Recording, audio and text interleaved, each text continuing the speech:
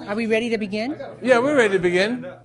I would like to know if, when you do that cigarette example, Oh, you mean helping people to stop smoking? yes, is there a way you can do it with food? It wouldn't be an apple, because an apple is so pure. Is there a way you can do it with Of food to course. stop me from having those extra bites? Well, I can't be with you all the time. Right, and I know we have to eat 3 times a day. That's a natural process. Well, you don't have to eat 3. I eat 2, whenever 5, you're once, hungry. whatever. But you have to eat to You live. have to graze. If you want to eat properly, you have to graze like a gazelle. A little bit here, a little bit there. You don't hardly sit down and eat a meal at all. I never sit down and eat a meal, hardly. It's 3 minutes if I sit down and have a meal, a minute. It's not just as much as I can eat in a minute, which is a lot. I eat like a bird, a vulture.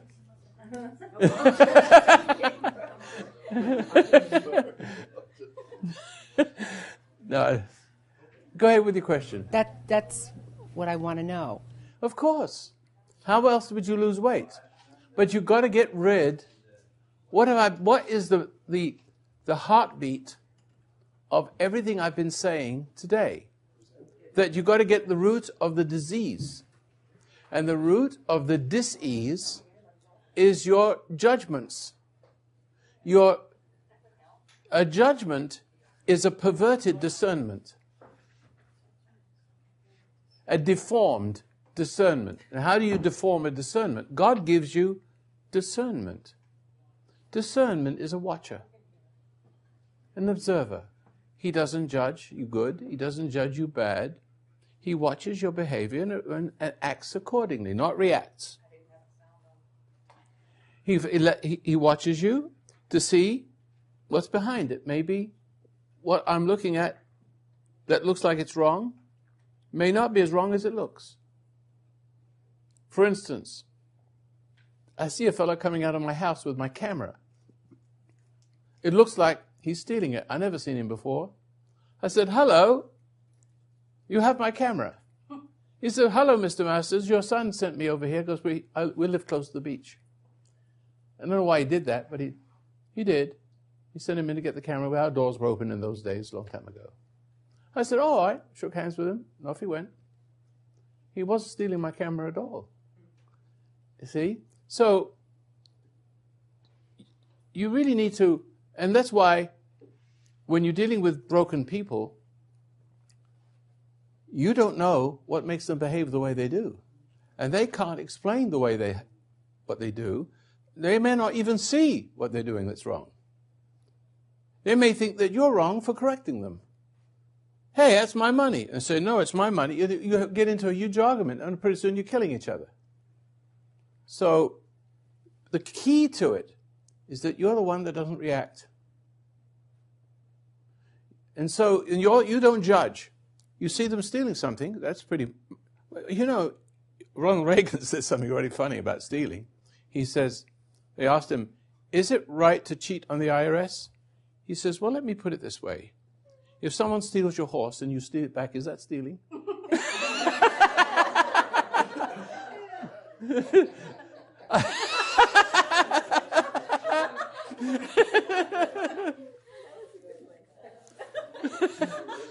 That's almost Jesus-like, isn't it?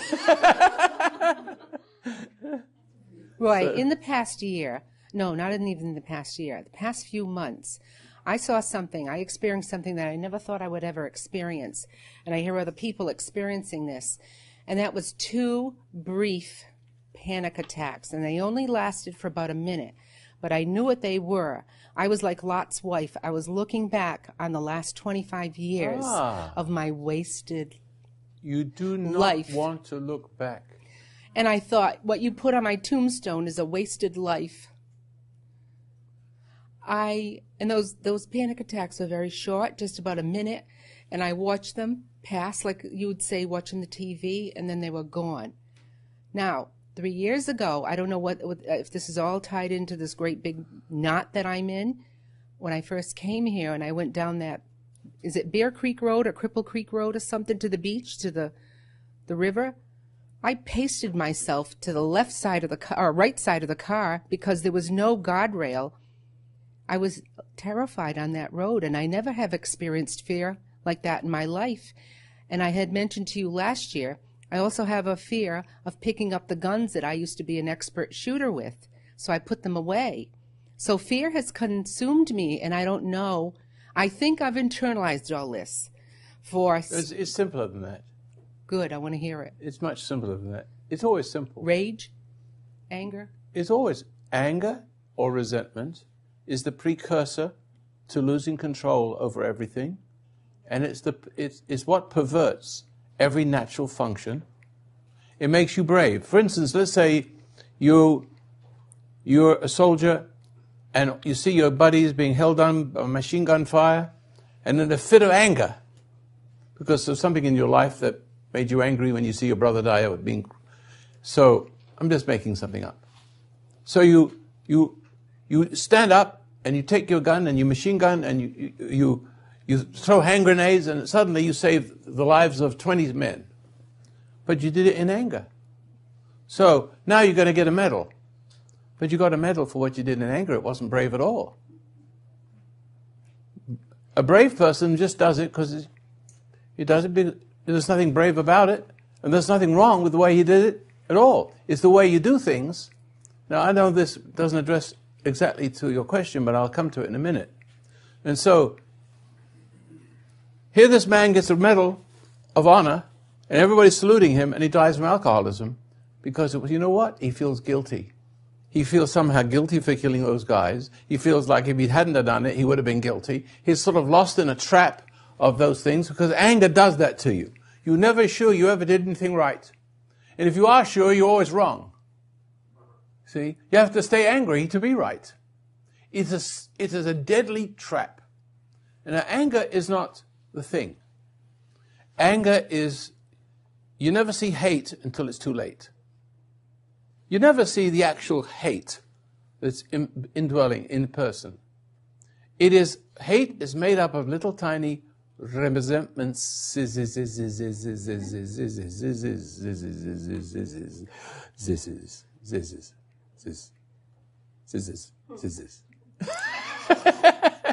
Do you understand what I'm trying to say? Anger is made up. Is that my wife that just came in? Yes. Where is she? She went out. Oh. Tell her she needs to come in. Become one of us. Okay. All right. So, do you understand resentment is anger?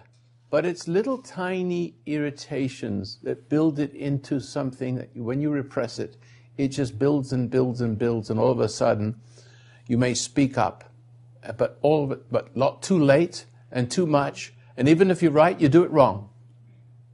It has the wrong effect, even though you said the right thing, and even if you said it at the right time.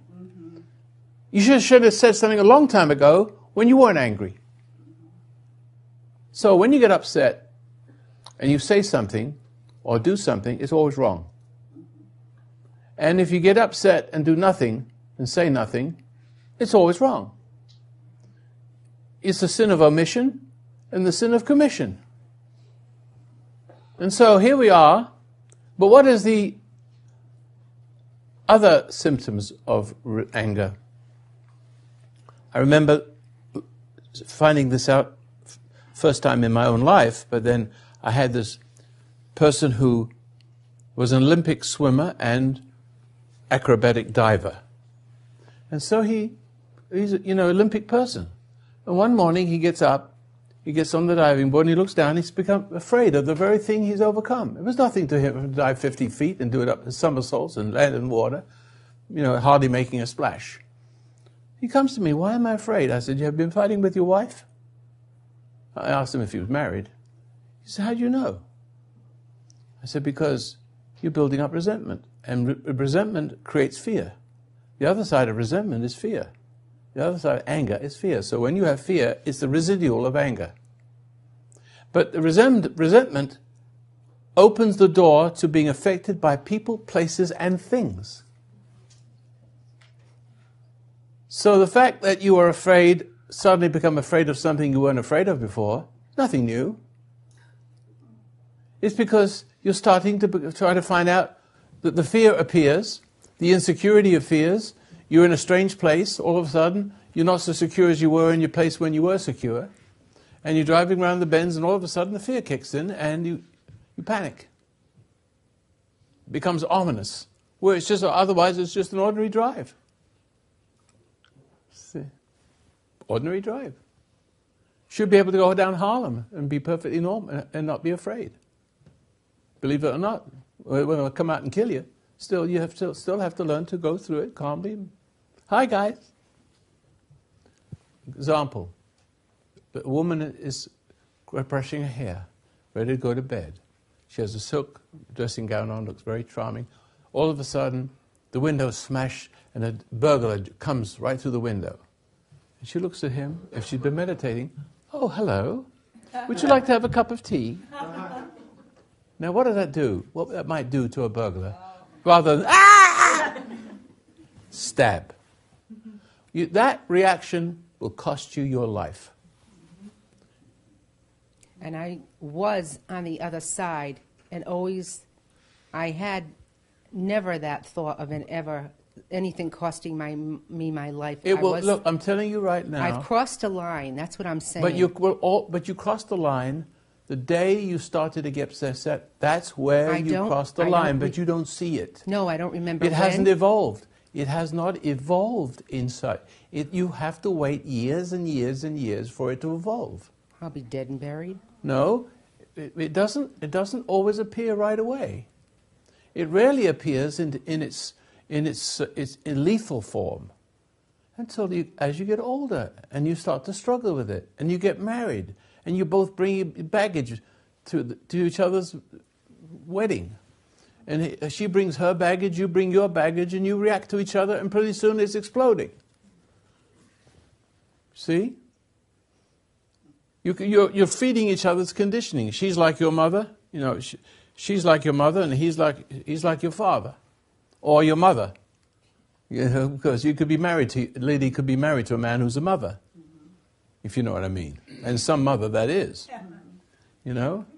So what I'm trying to say to you is, you're not going to tackle your weight problem, you're not going to tackle your diabetes problem, you're not going to tackle your cancer problem. Let me tell you something. Nearly all the diseases on earth. Now, listen, if you're on a ship in the old days and your teeth are falling out, you've got scurvy. So you take lime juice, and there's a proof that food is a cure. Right? Food is medicine. Why wouldn't food be medicine? Who was it who said that? One of the Greek philosophers. Let food be your medicine. And the word diet comes from the Latin, which means way of life.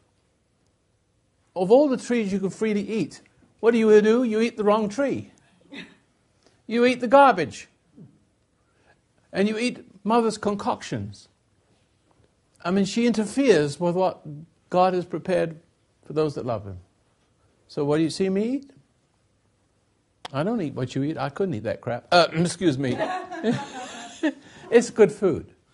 It's tasty, it's well done. I can't eat it. I wouldn't eat it. You see me walk away from it, they got me a little piece. I'm not going to eat that. They got a little piece of fish. I'll eat the salad later. Well, you... I said that yesterday you were a little bit this way, but because of... Well, maybe you can sit over a bit. There you are. I got rid of his big fat head for you.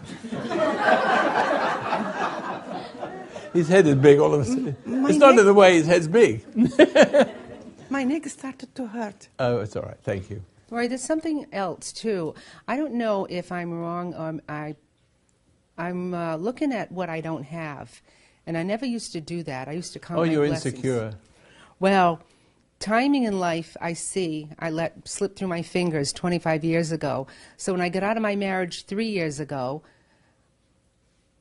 I had to. Listen. Why don't you don't have to go. You don't have to tell me the story. That's going to bore me. Okay.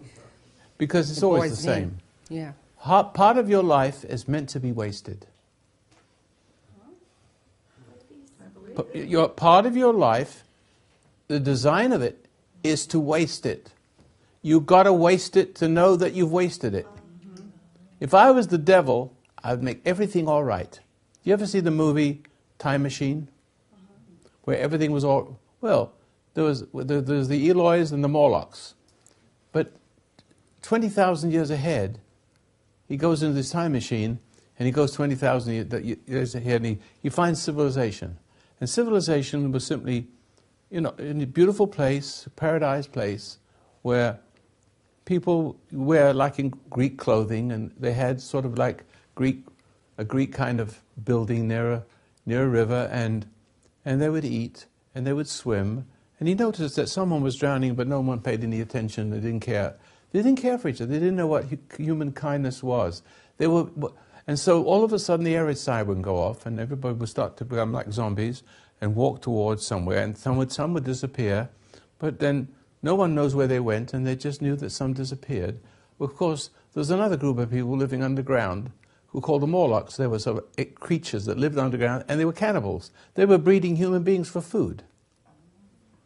But they didn't know it because the air raid sirens were simply conditionings of warfare and all right. So when the sirens went off again, it was all clear. It means everything was all right.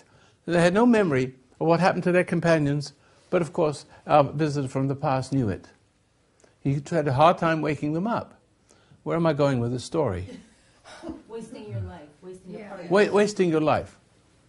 And so, I don't know why I said that story, but maybe I'll find a reason why I said it in a few minutes. You said you went back. They went back in time. Yeah. You said if you were the devil, you would make everything. Oh, yeah, that's right. That was the reasoning for it. See? Because, you see, everything seemed to be all right. There was no exercise of character. Had everything they wanted.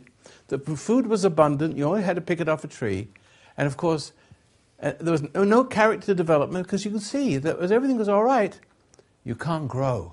So if a government makes everything all right for you, and you can't grow, and it makes everything okay for you, you become characters, zombies, and they feed off of you. And you don't see where your life is being wasted, because that's what happens in dictatorships.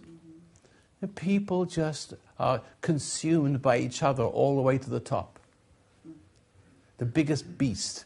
And so we all, if I want to start a dictatorship, I know how to do it. I know how to do it better than the liberals. I'm a master of this, but I haven't got the spirit. See, it's not the same thing. I can't. Just like I can't do it. Couldn't smoke that cigarette. I can smoke it, but just do a magic trick with it. I can do magic tricks with cigarettes. But it's not in me.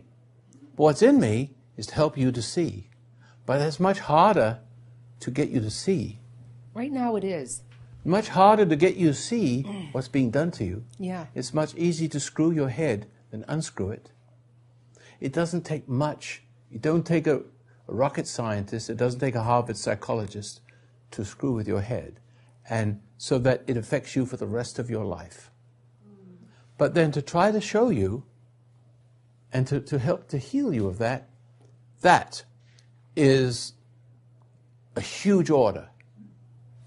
It's surprising to be here. I don't know how or when it happened. Whenever All we I start know to is I'm defend, here. we start to defend the part that's hidden in ourselves, which is from the other person. And so you can have a system where I'm a bully, and I know how to cause others to cringe. I put my bully self into them, and they cling to me for reassurance, and I reward them for killing other people. I'm not saying I'm doing that. This is just a fantasy, right? And so, probably somebody take me out of context here, So I'll take that back. But you know what I'm trying to say. I reward them for bad behavior, for being bullies to other people. And of course, the bullies, in turn, in a gradually expanding circle, we're all doing that to each other. The person who's been deprived of innocence now has the nature of the beast. And he's less the energy. He needs the beast to be fed. How does he feed the beast? He becomes a bully to an innocent person. The innocent person gives up his life. He gets the density of the beast. And the beast now has to be fed the energy of someone who's innocent. And so it grows like this, and America has become that way. Half of the country is that way. And they will glorify they will elect the beast, and that beast could look like a lover. Is that right? Yes. When you look for love in all the places, what you're really looking for is a beast. See? With a smiling face. Yes. Got it? And of course, the beast you think you're electing.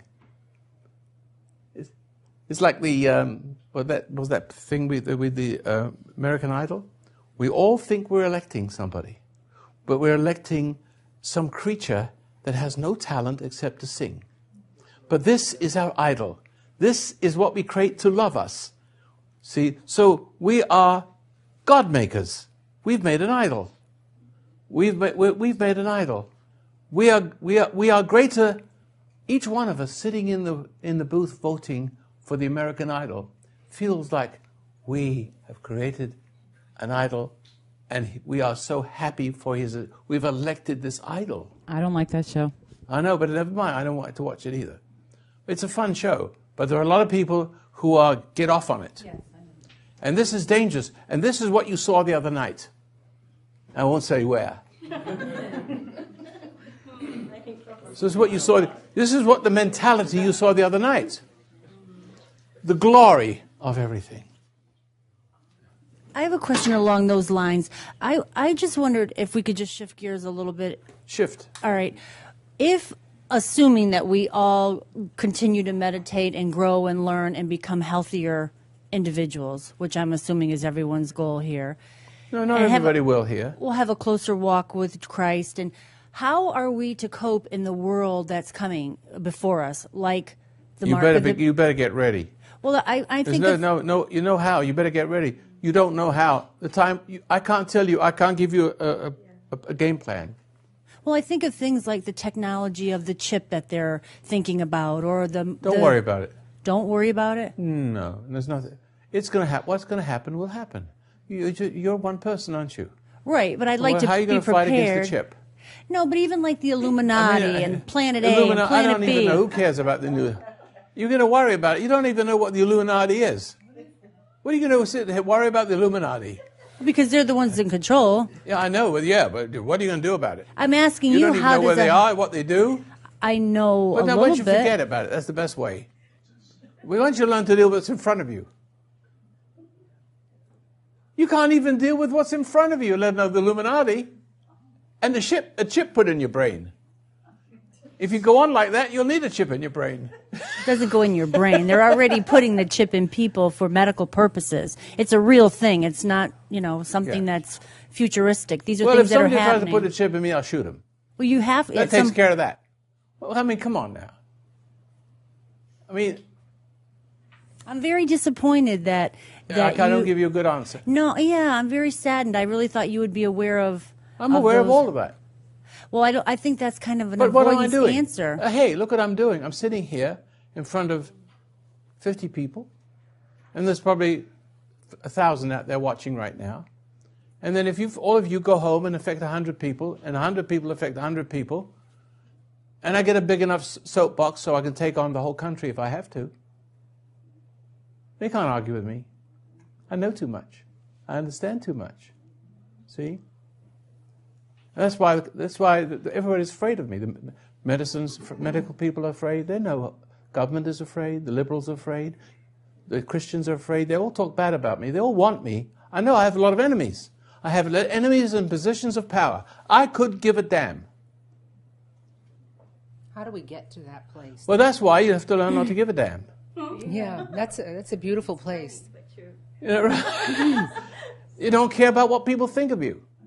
And you know when you stand up for what you know is right. Once you do that, it frightens people. Hey, what a neat twist of events. You stand up for what's right effortlessly because I can't help myself. You see, he couldn't stop smoking. That was effortless. He was under a compulsion to smoke.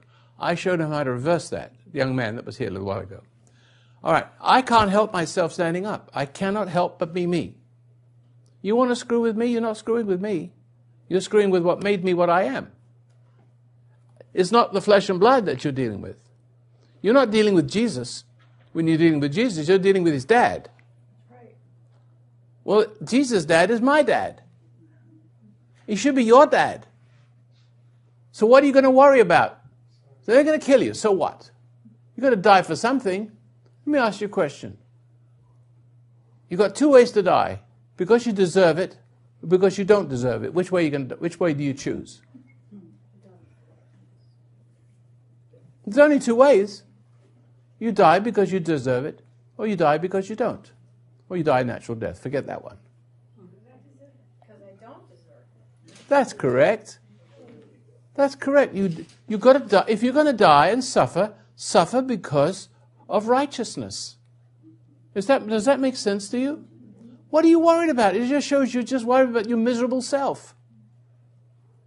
You actually bring upon you will bring upon yourselves, all of you, that you ask this question, you will bring upon yourself the very thing you fear.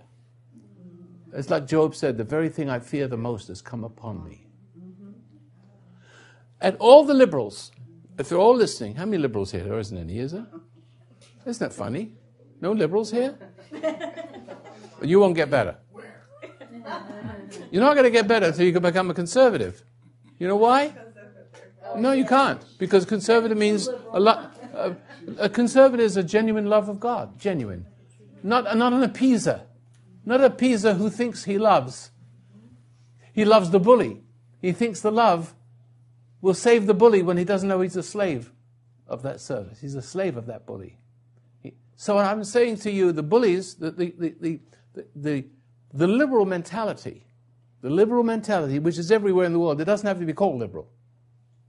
But the submissive mentality, the one that's been bullied into submission, does not like to admit that their submissiveness and their appeasing qualities and being all things to all people, they don't like to think of it as a weakness, as civility and cowardice. They want to think of it as love. And they think that, because of that, it emboldens the bully, not only in your neighborhood, not only in your home, but in far off they see a nation of submissive, feeble men and women. No, and the sociopath, the psychopath that controls that whole country, you can't reason with him. You got to kill him. That's as simple as that. You cannot reason with a psychopath. And psychopaths rule sociopaths and psychotics. And they cannot do anything except what they're told. They'll die for their sociopath and psychopath. They'll die for it. And they'll die killing you for glory. You'll be rewarded with medals just for chopping off your head. And you think you can reason with that? You're going to be a fool. But never mind. The only thing we ever learn from history is we don't learn from history. So here comes a new generation of people born into a civilization, and they're just drug addicts, meaningless lives, broken lives, squandered lives. Now we come to the squandered life. You've got to squander your life. Because you come into this world and you're born subject. You're born innocent, or the word is naive. You're not really innocent when you're born. Jesus is innocent. That innocence, when it's welded to God, is unbreakable, unshakable. The first innocent you lose. You can't help but lose it. How can a baby born into this poisonous environment, or even in America, how can you preserve its innocence? Because all you're doing is preserving its weakness. Because even a child that's born into a nice home needs correction from a father. Because the nature that comes with being born is ego. That's it. And that's the side of the child that needs gentle correction. You don't want to push your will upon them, to push a religion or any kind of discipline, but you have to learn to deal with that child reasonably, firmly, so that you are, in his eyes or her eyes, the authority to be respected.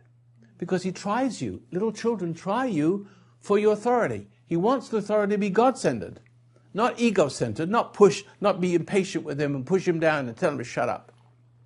Because immediately you're pushing a will on the child. And you're pushing a will into the child that responds with a will that's like yours. in evolution. So what I said before, when a man responds to a woman's will, there's two women fighting. See that? There's no resolution.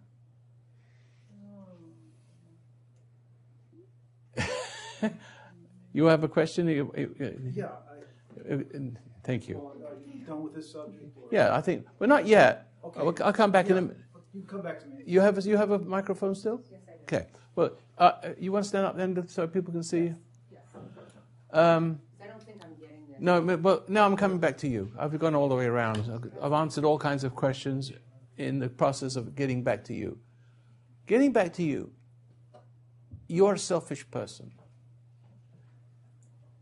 And you are comfortable you have a certain comfort into the security of what you think of as security. There does not happen to be security at all, anywhere, at any place, at any time. Because what will make you secure will own you, and it will stop you growing. So if you look for security, and government will give you security, and your husband will give you security in the sense that, you know, that he worships you and loves you and takes care of all your needs and you can't grow. If you are nurturing your children and you give them security so they're always comfortable, so they become they become violent, but also fearful, because the violence is a beast, and it grows insecure. It is secure only because it's got its way by making other people insecure, by frightening his mother, for example. Eventually, he will frighten his mother, and his mother will become a slave of that beast. And then he transfers to a wife, and the wife will do what the mother did. He will marry the kind of woman that will keep him secure. But the more secure is, two things will happen. He gets weaker and weaker and weaker and dependent upon the mother or the wife, or he becomes a bully, a bigger and bigger bully for the sake of what she first seemed to give him and cannot give him anymore, until she's giving her guts. It can reverse itself, see? So, you don't want security, but you are looking, so you've wasted your life, and guess what you wasted your life on? Looking for security. You look at you because you don't understand why you're insecure. You know why you're insecure? Because you came into a world that was imperfect, and the imperfection of it, of your parents and everything around you, upset you. It was all injustice, and the injustice did its work. Did you know why people are unjust? Do you know why injustice works? It tests you for your resilience against it. Injustice is wickedness. It's the opposite of justice. It has a spirit behind it that imposes cruelty on you in every conceivable, possible way. Subtle, obvious, buried. It imposes it upon you. It cannot help itself operating through people into which it is expanded. It's like a virus. It grows through the whole human race. And you come into this world, and you think you're coming into the world with a loving mother and a loving father. They have no idea what love is.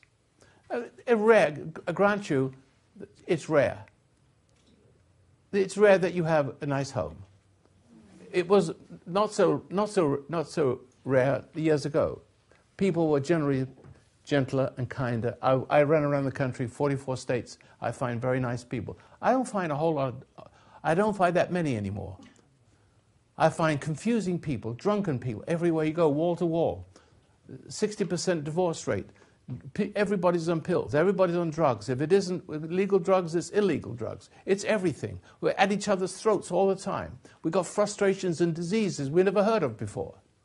It's like Siberius of the Bongo, and Bongo of the Siberius. See? Every little tiny thing, they got a pill for it. They're giving you security.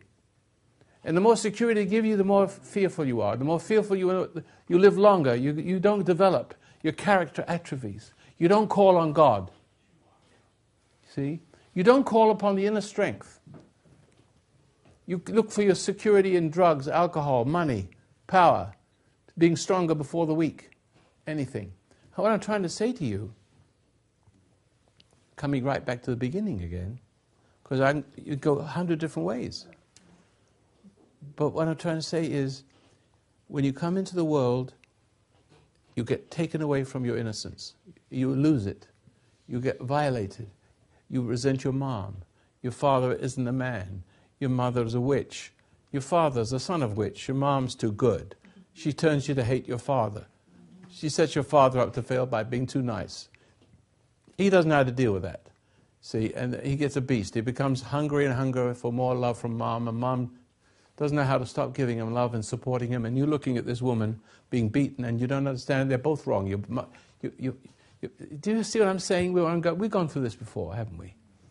And you're looking at this, and you see this madness. And you're a little boy, a little girl. And you don't understand. They can't resolve their problems. You may take one side or the other.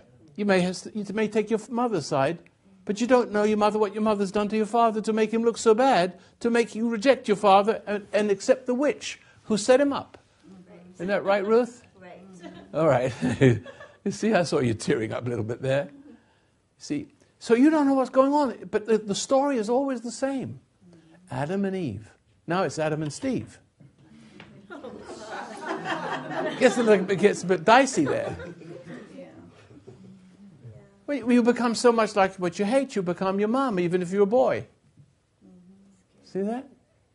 You hate your father so much with your mother's hate that you identify only with your mother and not your father. You tend to take on your mother's suffering and to want to protect her and look for her approval for that protection. Or look for her protection and give yourself in exchange for it. So she says, this is my beloved son in whom I will please. It's a man made over in the image of a woman. So it's not a threat to her. It's something that idolizes her. Because it's not really a man. See? It's a man made over in the image of a woman. And loves the source. It's like sickness. But the point, you've got so many variations of this theme. All the suffering you see is completely unnecessary. It all comes from our civility. We are a nation of cowards. We've become a nation of cowards.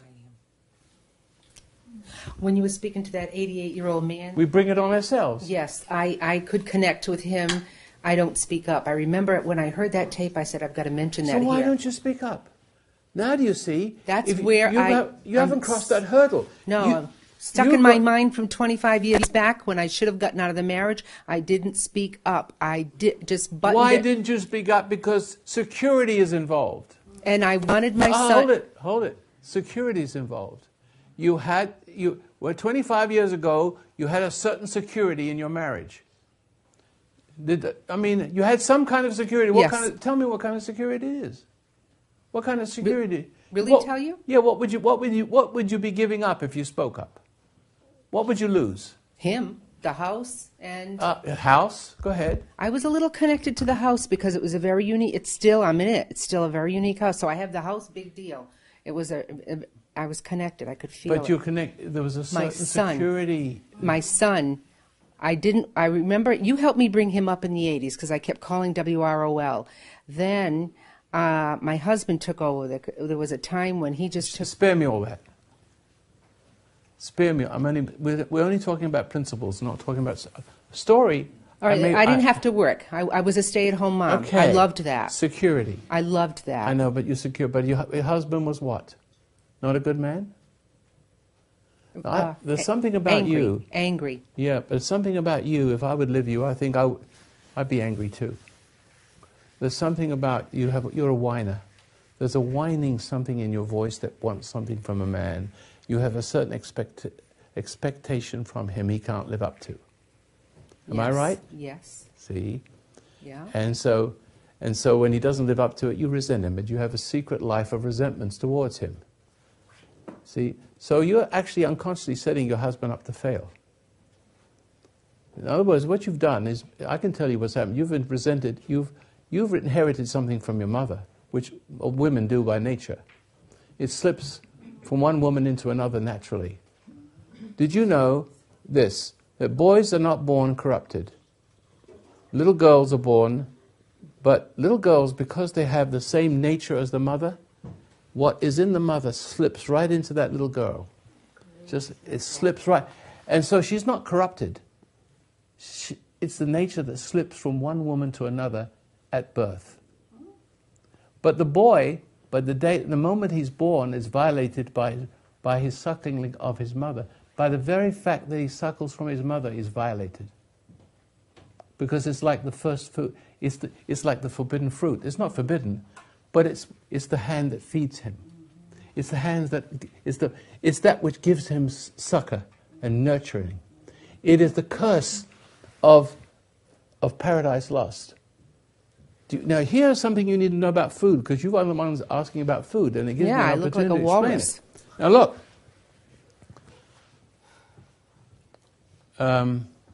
There's something about food that you need to know. It has a curse in it.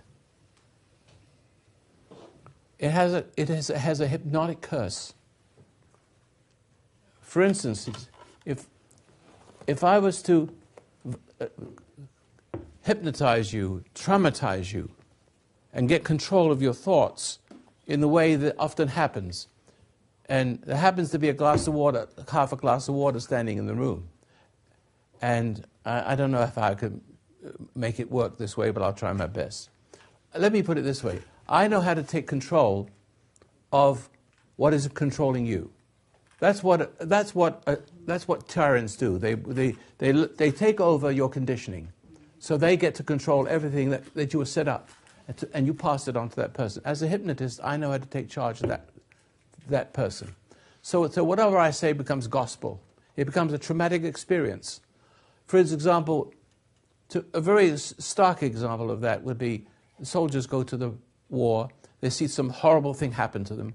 A boy comes in with his guts split open over the wall, and it was in the middle of a firefight.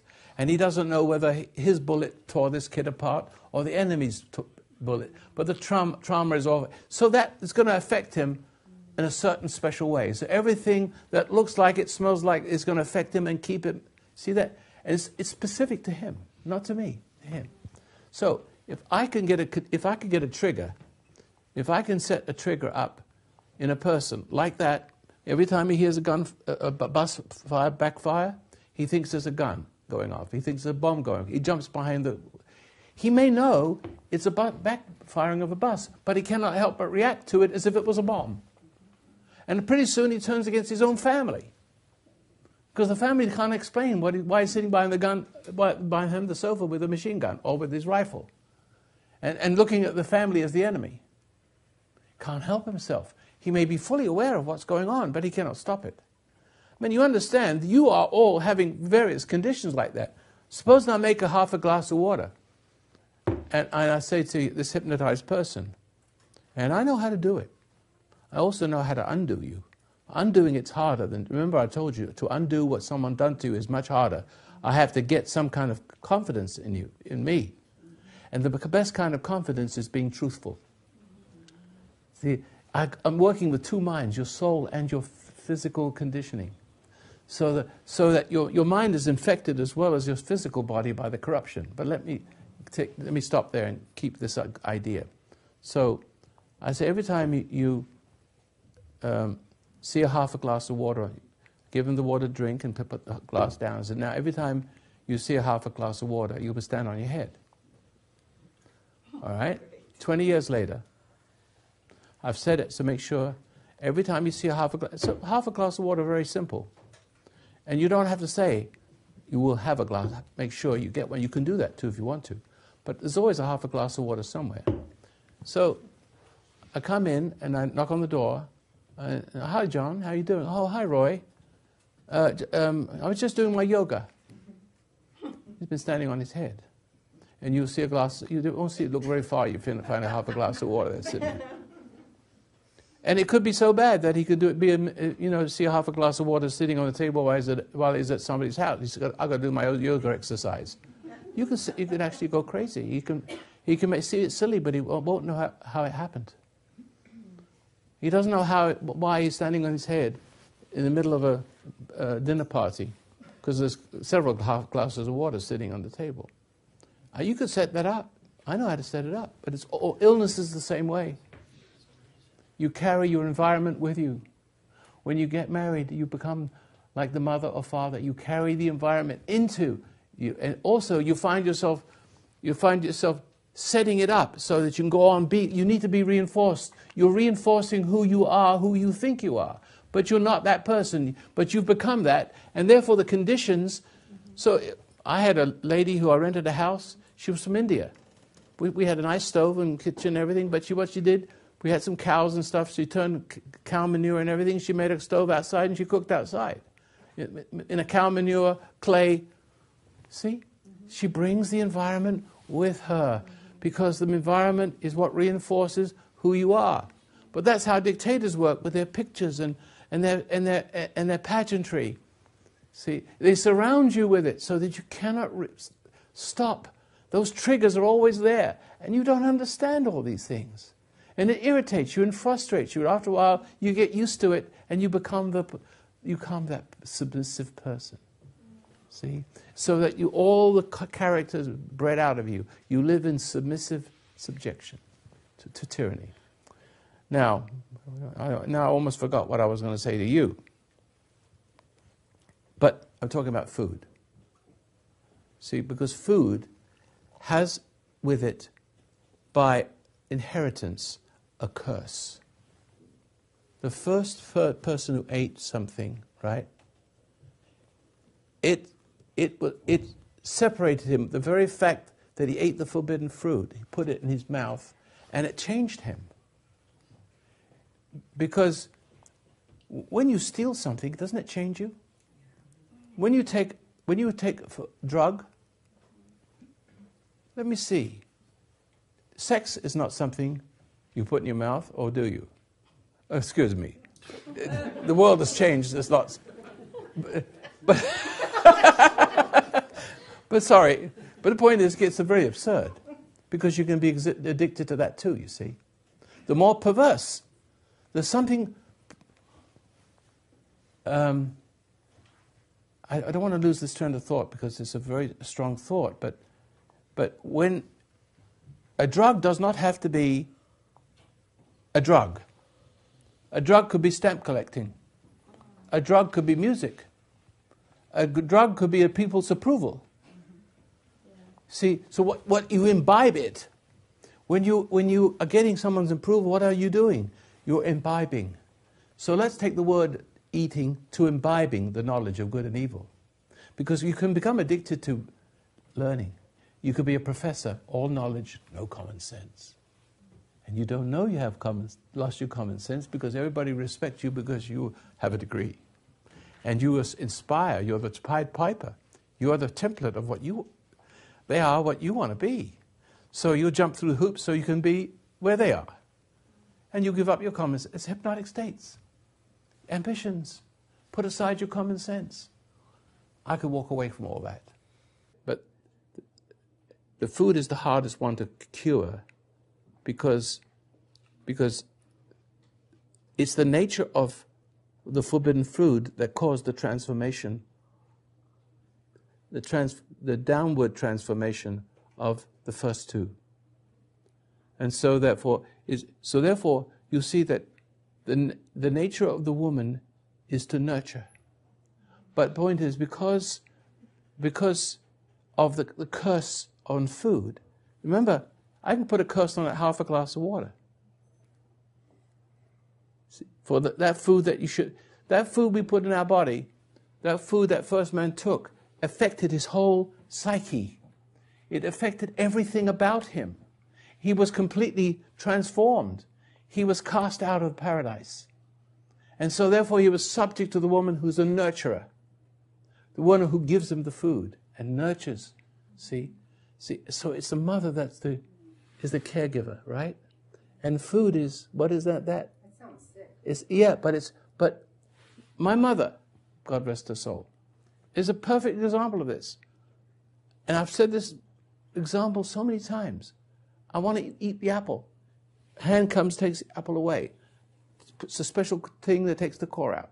She put the raisins and cinnamon. She puts sugar on it and whatever. And she puts it in the oven. She cooks it for an hour and then says, this is dinner. That food that God gives me is not dinner. But when she runs it through her, then I appreciate her. And you can make food so delicious, like you see here. I won't eat that food. That food's for you. Because if I give you a carrot, you won't like it. I went to see my father-in-law, and he handed me, secretly came over to the car and handed me a bag of figs, and he said, here, hide them, because they make cakes and cupcakes out of them. So he gave me a big bag of fresh figs. It was just between him and I. It was nice. No, you're losing me. No, we didn't take the cake, is what I'm saying. No, listen carefully. We didn't pass through the mother-in-law who makes the cakes with the figs. I don't get you. I want to follow my thought. You're not following me well. I'll give you another reason. My wife says to my kids, eat your dinner and you can have ice cream. Can we have ice cream? No, eat your dinner and then you can have ice cream. And I said, no, that's not the way it works. They eat their dinner because they're hungry, not because they want ice cream. So I say, so she says it again, and she does it. I said, do not mention that you have the ice cream. But she does it because it's a sort of control. If you're a good boy and eat your dinner, but it's artificial. It's already started. So I said, no more ice cream. We just took the ice cream out of the house. We'll go out to eat ice cream if we want to do that. But it's not going to be, she gets the ice cream, and she says, eat this, don't tell your dad. Now, do you understand? She gives you the forbidden fruit. That's what I'm talking about. Or, your mother upsets you, and then you cry and scream, she hugs you. There, let me make you a nice dinner. Let me make something nice for you. See? Let me give you a candy or something. But even candies to little children is a lure of the forbidden fruit, right? It lure them to their death, to a candy bar. See? So, you don't expect to conquer your food problem with any effort of your will until you find a reformation from your deformed life. You cannot reform what has been deformed. And you will be deformed before you will reform. You have to go through a stage of deformation with a series of defamers. A sequence, I'll drink it. A sequence of them. You hand it from one to another, right? Your dad to friends, workers, bosses. You hand it over, and each one adds a little bit of the misery, their own misery to you, and to complete who you are. And there were you, right? You went through all these stages. First you were a wimp, and then you're a bully, right? And you don't want to be either one, do you? You're okay now. See, don't have to be that way anymore. Because you see, there's a salvation. That's the beauty of it. You can't save yourself. That's why you need a redeemer. You had to be pure. But no one's born pure. That's the seed of a man. So it had to be a seed of something God plants in a woman, which is not hard for God since He made the universe. Right? And so this man now walks among us, but with a very unusual, he's not like us. He's able to endure. He's able to disobey too if he wants to, but he doesn't. He'd rather die than yield. No matter how much you humiliate him, how much you degrade him, he's going to die on that cross without complaint. He's trying to tell us something. You see, don't be afraid of those who kill the body. Hold fast to the Spirit. And he's only a young man. See that? And so there's a beauty of that. Let me tell you a little bit more beauty about the beauty of your Christian religion. Because I get often criticized for think I am anti this and anti that, and I'm criticize Christians, but not Jesus. They put him to just bring him to disrepute. But if you make a human being into an idol, if you're married to someone, you idolize that person, your whole life revolves around them, and you can't live with them, and you can't. When they die, you can't get over it. You're in the grave with them. You're in grave with what you've made you God. What's given you comfort, what's given you security. You're in the grave with that human being. They don't rise, and neither will you. You have, what you've worshipped is in the grave and dead and buried, and you are dead and buried with them already. Correct? And you feel that you want to die too because you can't stand the life without them anymore. You couldn't stand the life with them either, probably. But you feel like something's missing, and you want to be with them in the grave because you can't stand the pain of existence without them, and the pain is truth. But you don't know that. You think it's hell. See? Heaven is like hell.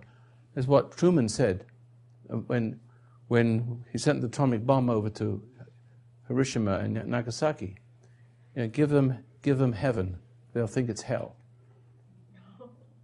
See? That's right. Because it's what they needed over there. The whole population supportive of everything that's wrong with the government. Don't think the civilians themselves are not guilty. They are. Cowardly, submissive, supportive, generation after generation of wimps that are bred to support the beast of government, right? They downbreed. They breed weak people. But where was I going for this? Where did I leave off? Oh yes, about Jesus. Because there's so many different little threads that take me off in different directions. Each one has their own purpose, but I sometimes forget my point I'm making. Are you through with me? No, yeah, you can sit down now, because I think I can carry this myself. But you see that if you have a person who's bright, who's never sinned, we've all been caught up in it. We've inherited it, but he inherits. Even the Jewish people always looked for coming of a savior. But they didn't know what to look for. I asked the rabbi. He says, well, when everybody keeps the Sabbath, that's when the Savior will come. I said, how would you know when you see him? I could be the Savior. How would you know? Would you see him? And besides, do you keep the Sabbath? Do you always keep the Sabbath? He says, no, I don't always keep the Sabbath. If you can't keep it, how do you expect everybody else to keep it? He's never going to come. They've got some strange ideas of what the Savior is. He came. I know it's inside me. I'm Jewish.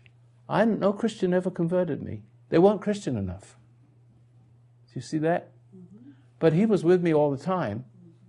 See, he was there all my life. He followed me all my life. You see that? I didn't know what it was. If you mentioned Moses, that's nice. If you remember Buddha, nothing triggered me. Even if you mentioned God, I wasn't that much moved. But if you mentioned Jesus, boing, a little thing in my heart. Right? And I wasn't brought up in a religious home. No one shoved anything down on me. No one tried. And I thought to myself, that's odd. It is odd. It was in the early stages of my life. But then I had that experience with a lady who comes to my studio, my hypnosis studio, and I've discovered the secret of the other side. I hadn't known what it was yet. But I was actually helping people to bring them to God out of their hypnosis. I was practicing the antivirus, the antidote to it. I had not known what I was doing. It transferred itself from one to during the period of 7 years. And she says, when I went home from you, she's a Christian lady, I could be patient with my children, and like I never could before, I feel such a peace. And she said, you know what, you can look in the New Testament and find it on John, wherever it was. Forget what it was even. And there was the word for word, what I told her. Then I began to read the New Testament and found that it was written in me. It was very written in me. I understand every word in it. But before you have that spirit, you don't understand those words. They're just words. Love God, what does that mean? And your neighbor as yourself, what does that mean? We don't know what it means, but we try our best to act out. But here we come, a pure spirit. So what is the magic of the pure spirit is this. That in the beginning of Paradise Lost, there was a relationship with God and Adam, the first creature, the first human made in God's image. And there was an unspoken relationship. He understood what was put in his heart without words, no language. I have a wordless word in me. I know something without knowing why I know it. And I can scramble for the words.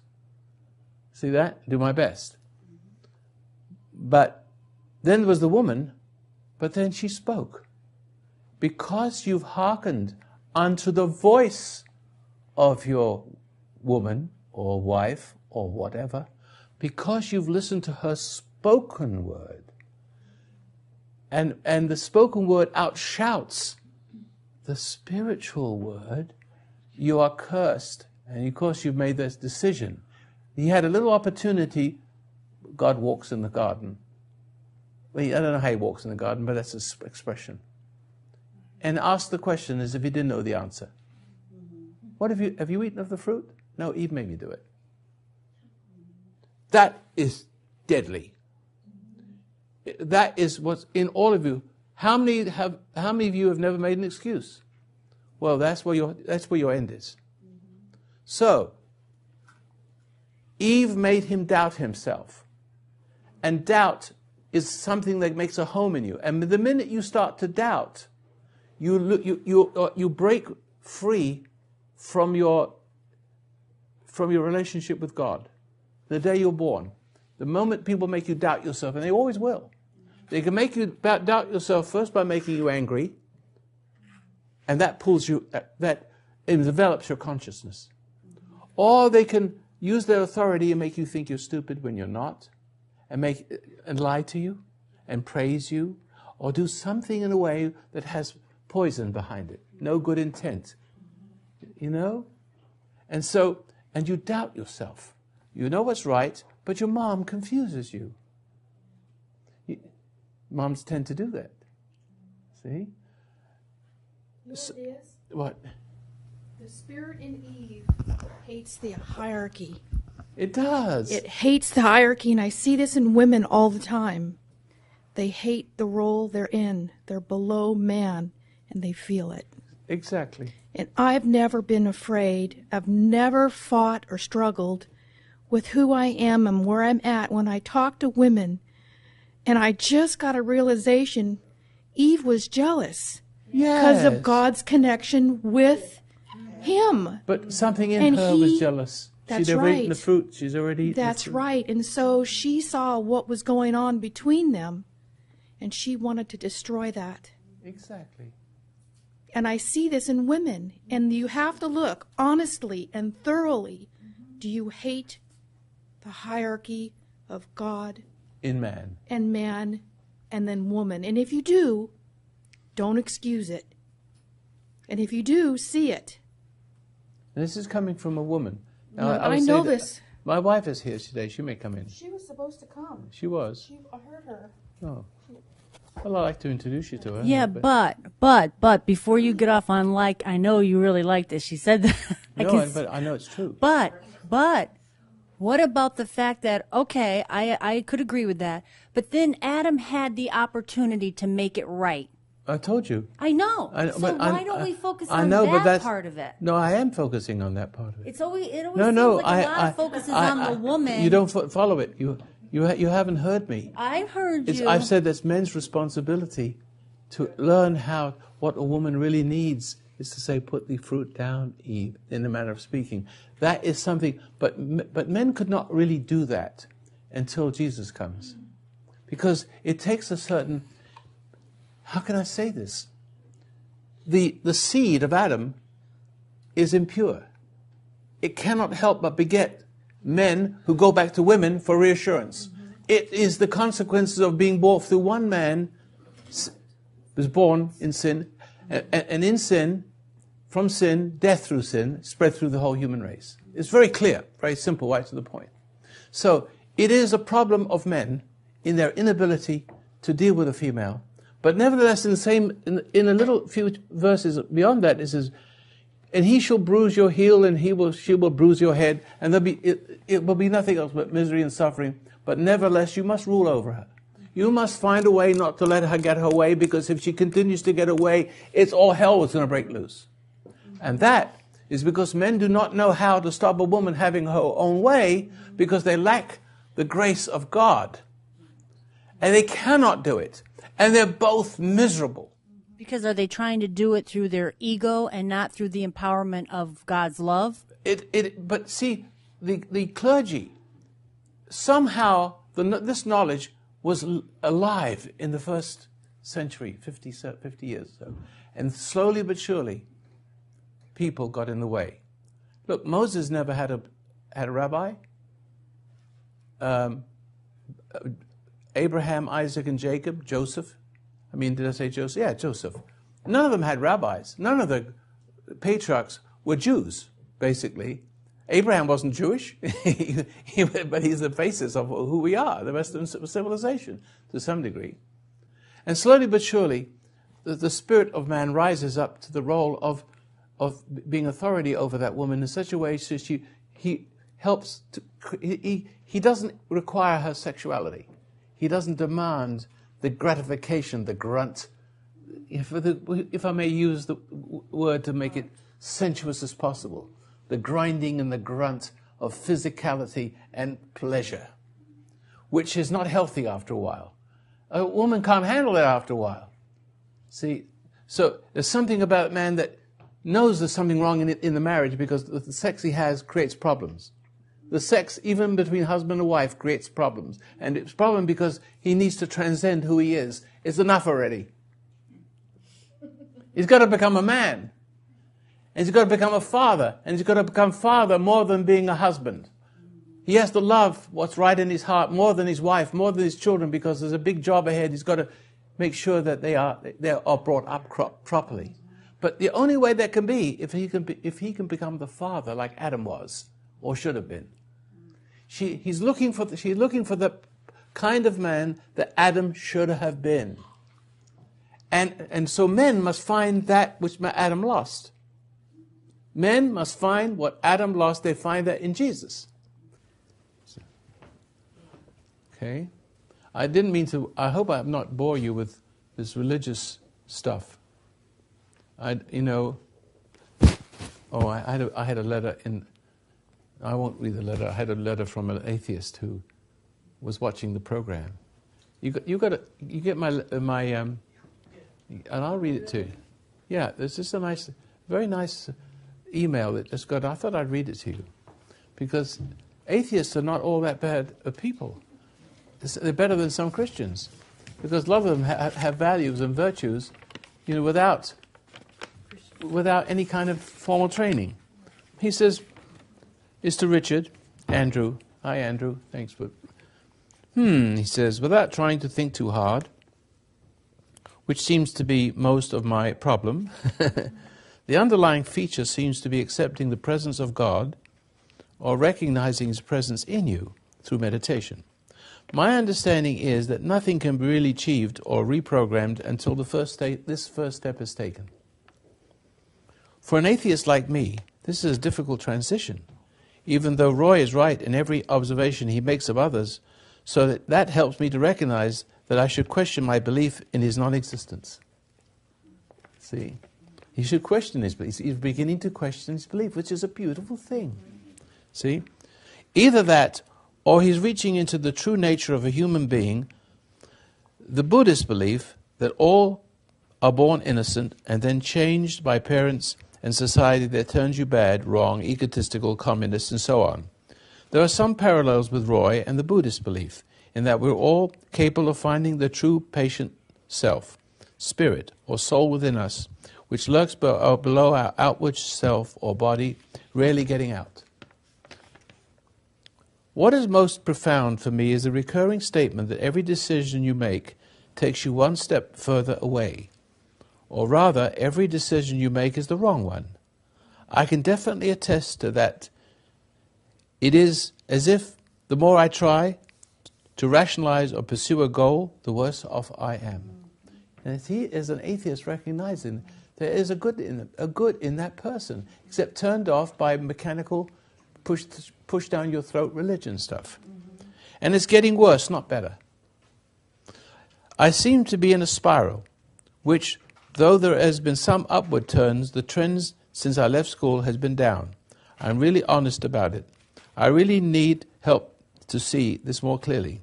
Is there a book or a CD that helps you to practice and learn the meditation technique? Yes. Please send one to Andrew. Would you please send one to Andrew if you can get his address? You have his email address. Send him everything he needs. Could you post that on your website? Yeah, we can post that. That's a nice thing to say. Thank you, Andrew. I hope you're listening. Yes, there is. Because most people here have attempted to meditate or have done so fairly well, and may not need as much as help as some people here. But the ones that need the most help are the ones that are most silent. Now, the silent one could be absorbing it. I find when I go swimming, I have to go to the bathroom afterwards because I seem to be drinking the water through my skin. I have to show my human side. I don't want you there. But some of you seem to be absorbing it by osmosis. See. But my problem is with the very quiet ones, you're not really getting it.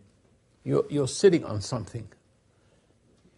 You know what I'm trying to say? That you're holding something tight in there and not saying anything. The ones that are getting better are the ones that speak up. Mm-hmm. Now you. Well, you were going to help me with arthritis. I'd like to. Okay. So now, do you understand? Have you begin to understand that there could be, in your case, when did this? But let me ask you a question. How long ago did the misshaping, the resculpting of your body begin? I would say in late 30s. I developed. So you're perfectly normal before that, correct? Well, I did always have some stiffness, so I may have had some early manifestations. That is a preamble, preamble to it. And I developed knee arthritis and had to have a knee replacement. Oh, you did. Then it became clear later that I had this disease, chronic type of arthritis. But what if it isn't some kind of state of mind? Look, first of all, you seem like a reasonable, decent human being. Okay? But what if you don't understand the machinery of emotionality? What if you don't really see how far-reaching this can go? And I started to tell you that what I have learned is that there's is it the pineal gland or the pineal? There's another one there, pituitary. But there's a regulator. There's a regulator, something inside you that knows how to regulate everything, and it isn't the doctor. See, and so, but emotions, which are not healthy for human beings. Now I know we went through this yesterday. I don't want to go through this again, but human beings must find a way to naturally cause the emotions to serve the purpose for which you were created. It's the machinery. It's the electrical energy, if you like. See, and so the chemistry of your body is affected by your failure to control your emotions, so that suddenly, instead of being a sentient human being that is in this world but not of it, it's where evolution stops, and involution begins. Do you understand how I said that? Evolution stops. See, because science will say, well, we're evolving. They're going to help the evolution so we can adapt to become, so we can develop flippers or something, so we can live underwater. They want to help us to. They're nutty as fruitcakes. This is mad science. This is mad science. See, so there's what we're dealing with is a force that separates you from the ability to stop evolving. But you are not an evolutionary creature. You're not a creature of evolution, so the product of evolution is only going to deform you. It's going to deform you inside as well as outside. You can see people's hands crinkling away. My wife's hands. They just gnarled and knotted. We're living in the same food, the same house. And what's with her, well, not with me. I've been through heart troubles and, bypass, heart failure, crashes, all kinds of horrible things. She's got her hands all gnarled, the feet are not. She's not healthy, but she doesn't get sick very often, except tired all the time. But there's something going on inside there that's causing deformation, a deformation of the spirit that will reflect in the soul. See? It does. It's trying to tell you something. But there's something, I'm trying to lay a foundation here, and this is the philosophical part about seminar. We've had a lot of excitement this morning, so maybe we need a little sobering, just a little bit of a little spiritual philosophy that couldn't hurt, because it all goes to the heart of the problem anyway, the lack of spirituality, the lack of unfoldment like a flower from within, rather than the evolution from the environment around us. But you see, this ability to relate to Creator in the right way, to be saved, stops at the prod of evolution. Not only does it stop the prod of devolution, it's really we are devolving human beings. There's no evolution, there's devolution. And devil with a capital D, because behind the foliage is the spirit that prods us to fall it prods us to fall to the environment, and from there it digs into us and makes a home in us. This is what you saw this morning in my friend, in yourself a little bit, right? See, and it goes from one person to another, and as we described it this morning. And so, to be, I think, scientifically correct, that the emotional state that you have and keep under wraps, deep down inside, that you never talk about. On the surface, you're a sweet, decent, wonderful guy. I know another wonderful guy that just died recently. His name was Tony Snow. He was a deeply troubled man, but he never showed it. He was deeply troubled and compensated. You know what a compensator is? A person who then, having lost something deep inside him, makes up his mind he is not going to be like the mother or the father or whatever it is. He's going to be the very best human being he can be. And he could be the best doctor. He could be the best, richest man in the world. He could be the best at everything. But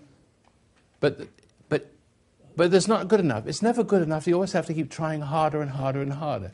Now with Tony Snow, I can tell you for sure, that is a good man. That man is the best his fallen nature would permit. However, he was dying inside because he was driven to be that. He did it so well, he was applauded and everyone loved him. And decent he was. There's no question about your better friend you couldn't have next door. But something was crumbling inside. Do you see that? And he had to be better and better at his game. And even when he was dying, he had to be better and better at dying. You see that? You see that? And as I said, I wanted to help that man. I could have helped him. I know I could have helped that man. But the thing is, he was addicted.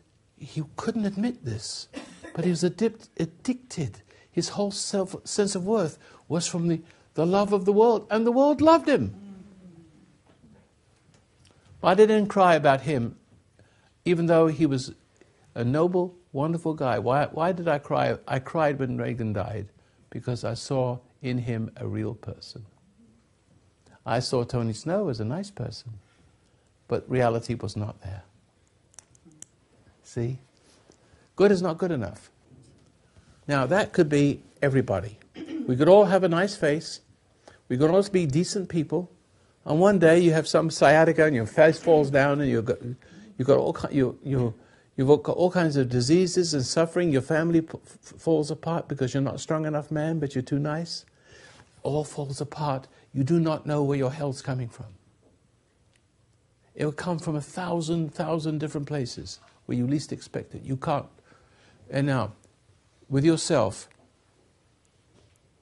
I'm asking you to consider the fact that your emotional state has affected the calcium distribution between blood and the bones. And it's creating the deformation of the soul is transforming it into the shape of your body. You weren't born that way. Something's not right. And something's not operating correct like it should be. And if you get rid of the attitude, if you can locate what that is, and realize that it has to do with faith, it has to do with resentment, it has to do with all the things we spoke about. And if you can catch that next moment, watch for it, because if you look in your head, you can't find it. But if you look in the next step in front of you, if you look for the next moment and watch for the irritation, you'll see it. If you can, do you know how resentful you are? Have you any idea how resentful you are? Are you a resentful person? Well, there is a theory that anger is related to arthritis. And you mentioned that resentment is tied with anger. Exactly right. But I can't see it specifically in me. You can't see any resentment in you? Not yet. How about, but remember, resentment comes and goes. It's a little flash, right? And that little flash is the fire of it. It keeps, so that, how can I say this? If you're an alcoholic, and you're doing very well, and you've stopped drinking, and you're going 6 or 7 months or a year, and you're completely free, and suddenly your wife cheats on you. Let's make something up. Or your friend runs away with your wife. Or your best friend does something, steals your money. The shock. That shock causes resentment. Before you know it, the man's back to drinking again, but worse than ever before. If I should take one penny that doesn't belong to me, I would become practically an instant alcoholic, because it's the smallest, I should know better, the smallest thing, it grows from the smallest thing. From eating forbidden fruit, stealing the cookie, stealing a dollar from your dad's night table. It doesn't take much. It builds on it, and I should know better than to give in to something stupid, especially as an irritation, something that knows how to needle me. Because even the politicians are warned about losing their temper in a debate and letting others. Remember the story of, did you ever see The Gladiator? You remember how Caesar tried to intimidate, whatever his name was. What was the name of it? Yeah. He started to talk about his wife, how she squirmed, how they cut her open, and how they abused her, and how they raped her, and cut off the heads of their children. He, right in that arena there, trying to intimidate him. See, that is the name of the game. That is the whole game. There is nothing more than that, because with that goes your faith. With that goes all your emotions to the enemy. He could not afford, and the enemy threw everything he could at him. He watched him flinch. It's part of what the story of nobility and triumph over evil and life and death is all about. And so I ask you, you're going to be here one more day, to be on the lookout for irritation. It could be something you think of sometimes and it irritates you because you can't deal with it. It could be your infirmity that will irritate you. It could be that the doctors didn't do such a good job on that leg. Am I right? Am I getting close? Yes, I did have complications of some surgeries. And did you get irritated? Oh, yes. See, that is the complication. The doctors are doing their best. You brought your own illness on yourself. You don't know you did that. But you brought it on. And even if you didn't, the doctors are doing their best. And even if they made a mistake, I don't blame them. They made lots of mistakes with me. I don't have any animus towards them. I recover, thank you, on my own. I finally find the way. All of it. In the beginning, I write a book. How your mind can keep you well, and before you know it, I'm sick. That's humiliation. A lot of people walk away from me.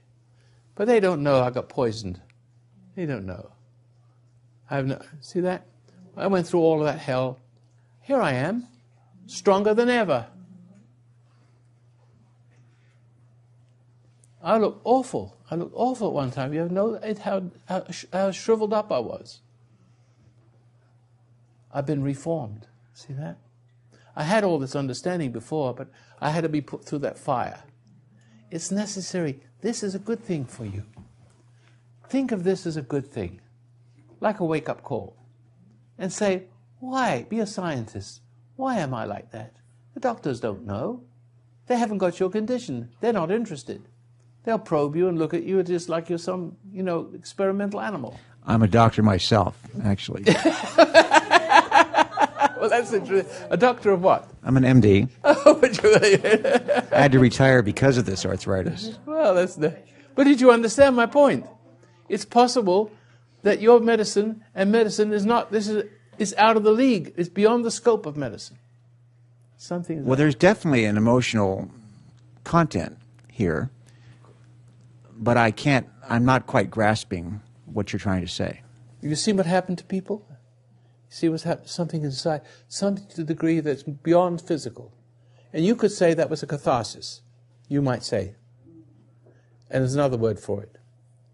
But it's more than catharsis. I didn't induce anything. I just talk. I explain. And all of a sudden, little flashes of inspiration, little lights go on for some people. Some people more than others. And then their lives are not going to be the same. They're going to be more regulated, more peaceful. The outcomes are going to be different. See, there's something very deep here.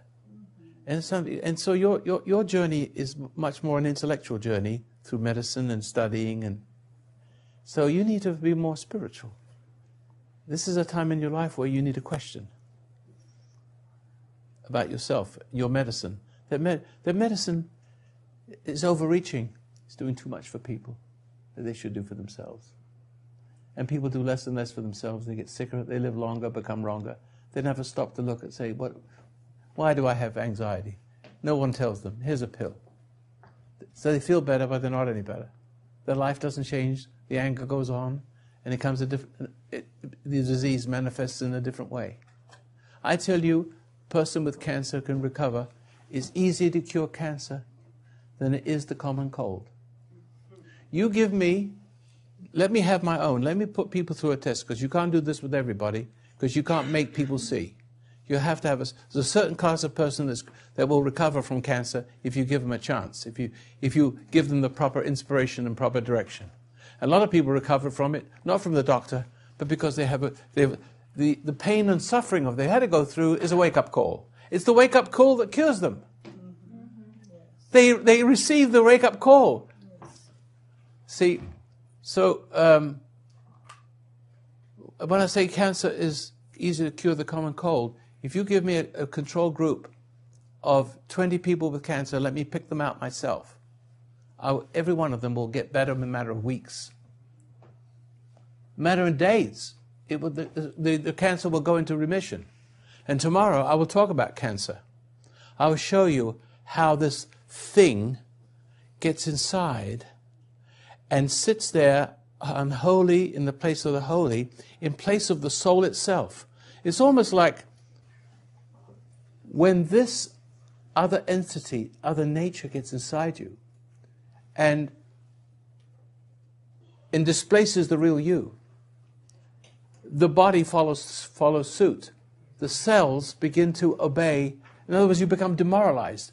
That which demoralizes you causes the allegiance of everything in the body to swirl around in subservience to it. And so if you take a cancer cell, for example, there's a perfect clue. Take a cancer cell and put it in a petri dish the way they do and grow some skin.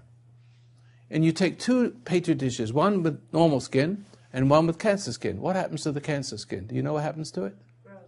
It grows, but it grows and never gets old. It will grow forever, but doesn't have any form. See, you cut your fingernail, you cut your finger, and how can I say this? My thumb grew up back because I crushed it in the door. It knew how to be a thumb. See, that sort of thing. So, body knows how to replace its parts where the best it can to heal the part or replace the part. But there's something about deformed, something about something that makes a home in you that has no form, no purpose. It is ugly. And it feeds on the person. It feeds on the person. And now, here's how it works. When the whole body begins to become subservient to it, it's dark. But the darkness take form. How can I say this? You know, when you're not well, how can I say it? When you are not well and you get angry with your sickness, what happens? Does the sickness get better, or does it help you die quicker? Yeah, that's right, it gets worse. When your children cry for love, and they cry because they want to be corrected, and you tell them to shut up, and you ignore it, what do the children do? Does the child get better or worse? It cries out, doesn't it? And so the child gets worse if you ignore it or try to spoil it. If you give in to it, the child's problem grows as a problem to you. Well, it's the same thing. If you allow this parasite to take hold of where the soul is, it attaches itself to the soul. If you allow this parasite to take over your life and causes you to do a lot of wrong things, feel the wrong things, see, there's cellular change. See, and so some of the cells, let me know another example. If you look in the inner cities and you see that these people are cast outs, what do? They create a world of their own. They're no longer part of the whole body of the body politic. They're outcasts, and they carve out their own niche, plundering and murdering and stealing for survival, right?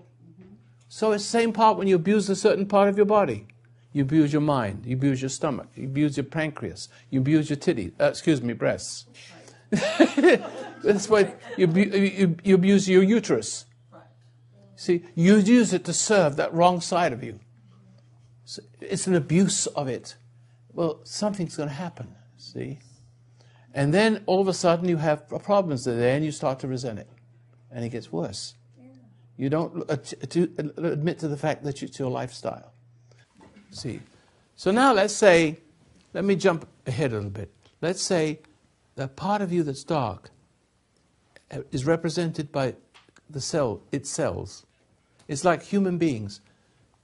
Some human beings will follow a gang leader. Some people follow a Jesus.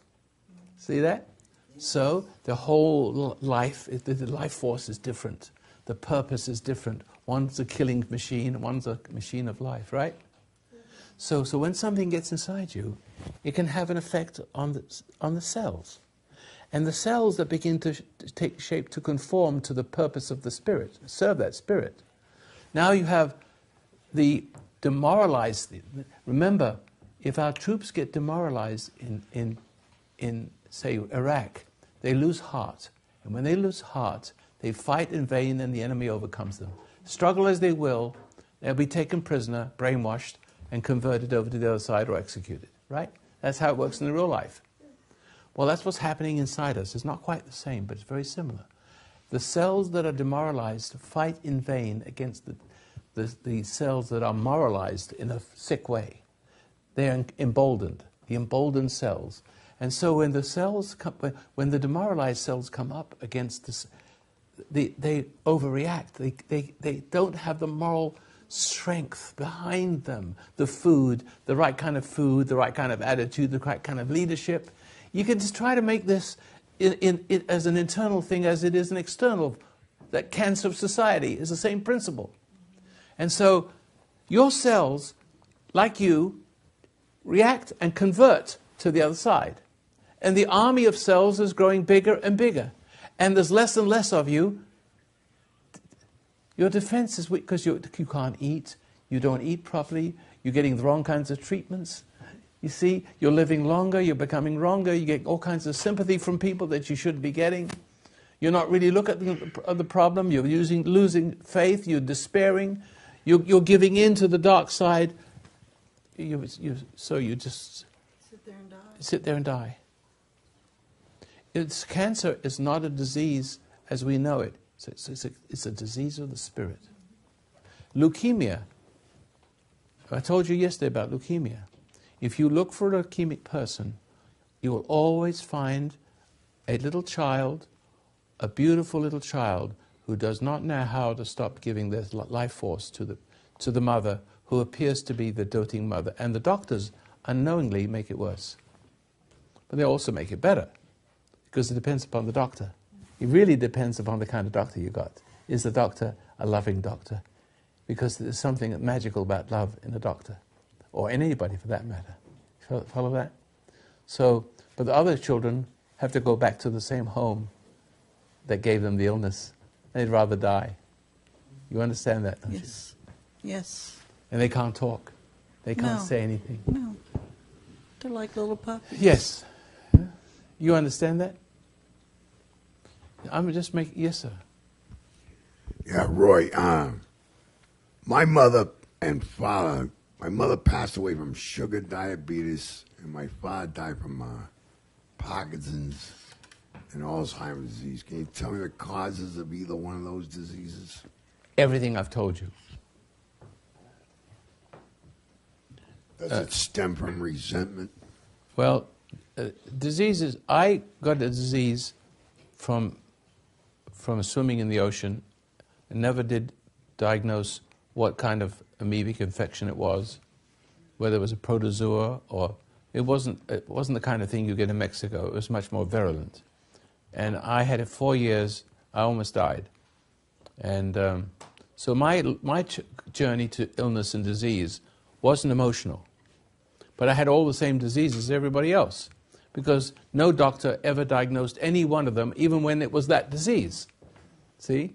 So I had diabetes for 14 years without knowing I had it. My feet were burning. No doctor took my sugar level. I think it just gave me pills. And I said, why did my feet burn? Why can't I see out of one eyebrow? I looked at the optometrist, whatever you call him, and I see the chart on the wall. I said, could it be diabetes? He says, no. It was. I don't see well out of one eye. But that's okay now too, a lot better. But I had that amoeba, and my doctor eventually gave me, my good friend, he was a dermatologist, cancer specialist, and he was a musician. He befriended me over those years. I don't know where he came up from nowhere, and he gives me a whole big pile of medical books. He says, here, we don't know. I've sent you to my best friends, and take a look. On top of it was a little book called the Merck Manual. And I went through that because I don't know where to look. It's too much. But my hand went to that little book, and it flipped over the pages, parasites. I looked in it, and it described it perfectly. And it says, if it is a parasite, describe what it is, then give this it's flagell. There's another name for it, metronidazole. Yeah, metronidazole too, and maybe another one too. Metronidazole in those days. And it said if it cures it, you know that's it. It's a diagnostic as well as the cure. If it doesn't cure it, go on to something else. So I said, just a minute. I went to the doctor, I said, I want to take metronidazole. He gave it to me in 3 days. My swelling stopped. But I had it 14 months, and the book says, if you have this, more than 40, I had it 4 years. It's a 40% death rate. So I had it. But meanwhile, I was infected in many different ways, and the diabetes came about because these things, the pancreas is housed somewhere in the intestines. Am I correct? Somewhere it's called the Isle of Langerhans. Isn't that the Isle of Langerhans? They call it a little place. It's in the digestive system, located somewhere, and so that was infected because it was in my intestines. The whole intestines were infected, and so I could only eat porridge for 4 years. Porridge, and porridge isn't very good when you have diabetes because it's got so many, carbohydrates. See, so it went from there, one thing to another, and heart problems, bypass surgery, God knows what. It was just one hell. But I went through it all right. And I'm back. 30 years forward. I was emaciated, just broken and twisted. But my mind stayed strong and never, thank God, never wavered. And so my bladder began to swell too, prostate. And they thought I had prostate cancer. It's still about, the last time it was tested, it was 20, but it should be about 2. PS, is it? PSA. PSA, yeah. Right, I don't have that. I had all kinds of tests.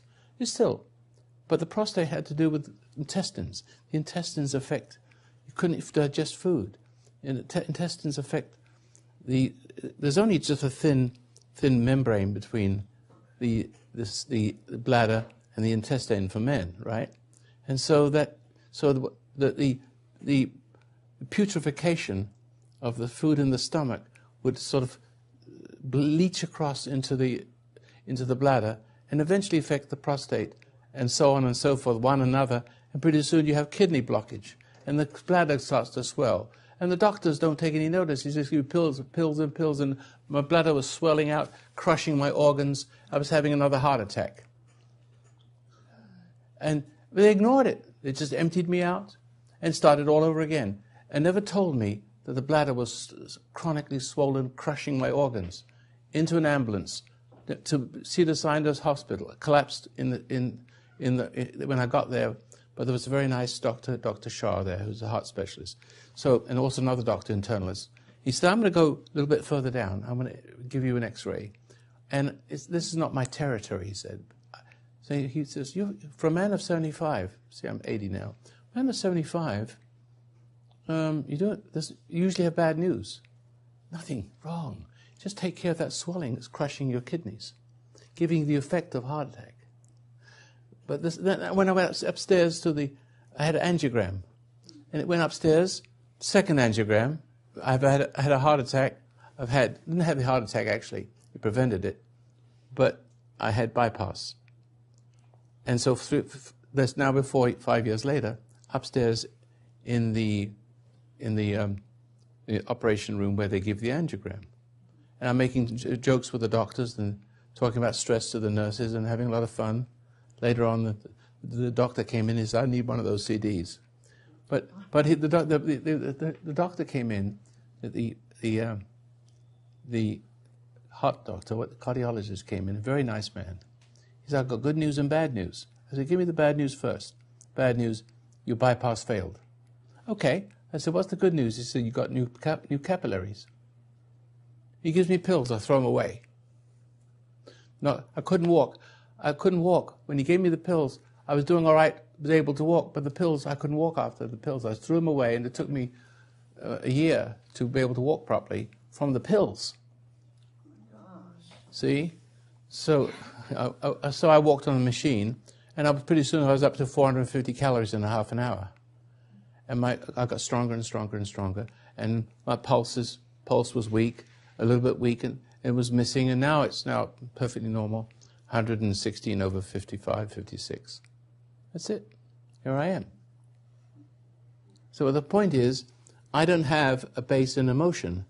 I was able to go through all of that and live to tell the tale. That your body can recover if you just get out of the way. My friend doctor, you can recover, get out of the way. Stop thinking in terms of medicine. The medicine's not going to cure this.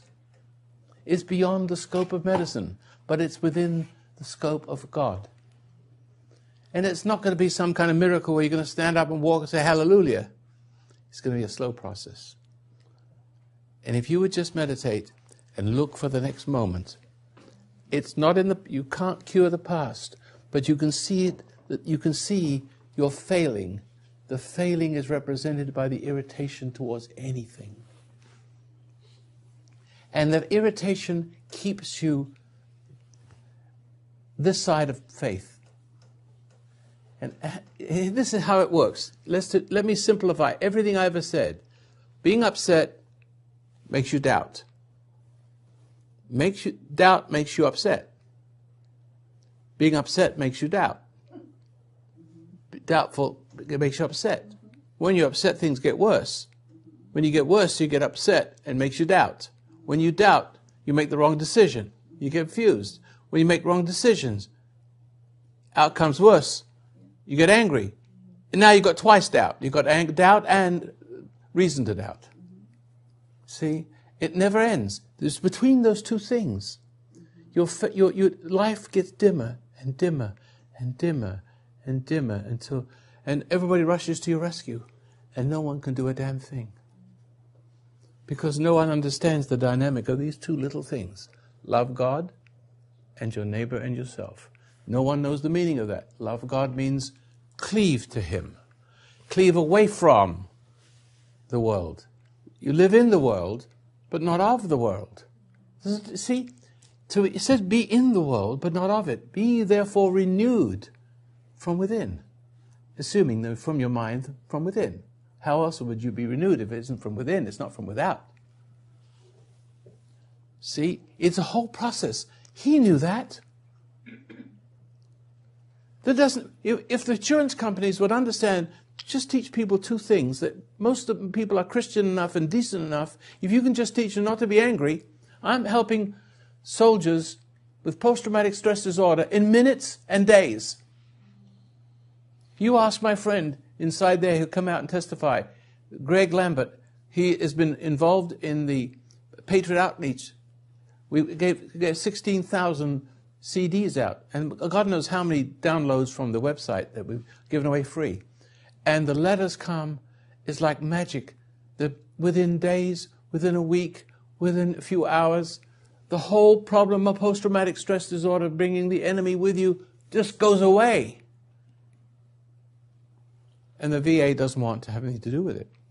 The local chapters do. They love it. But the ones in Washington, with all the psychiatrists that give out the pills and keep them sick. See, I think there's a sickness in the country itself where you have Mengelers. You know Dr. Mengele, who kind of doctors who are not doctors, who actually enjoy keeping you ill. There's a sadistic quality. There's no longer a virtue test, a test for character for doctors. Anybody could be a doctor. Anybody could be a lawyer.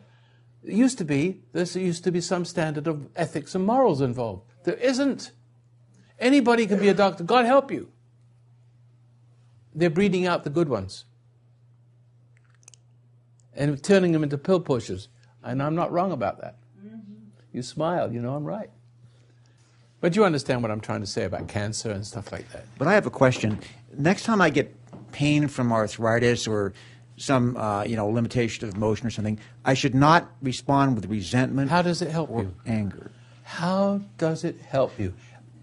God bless you if it cures you.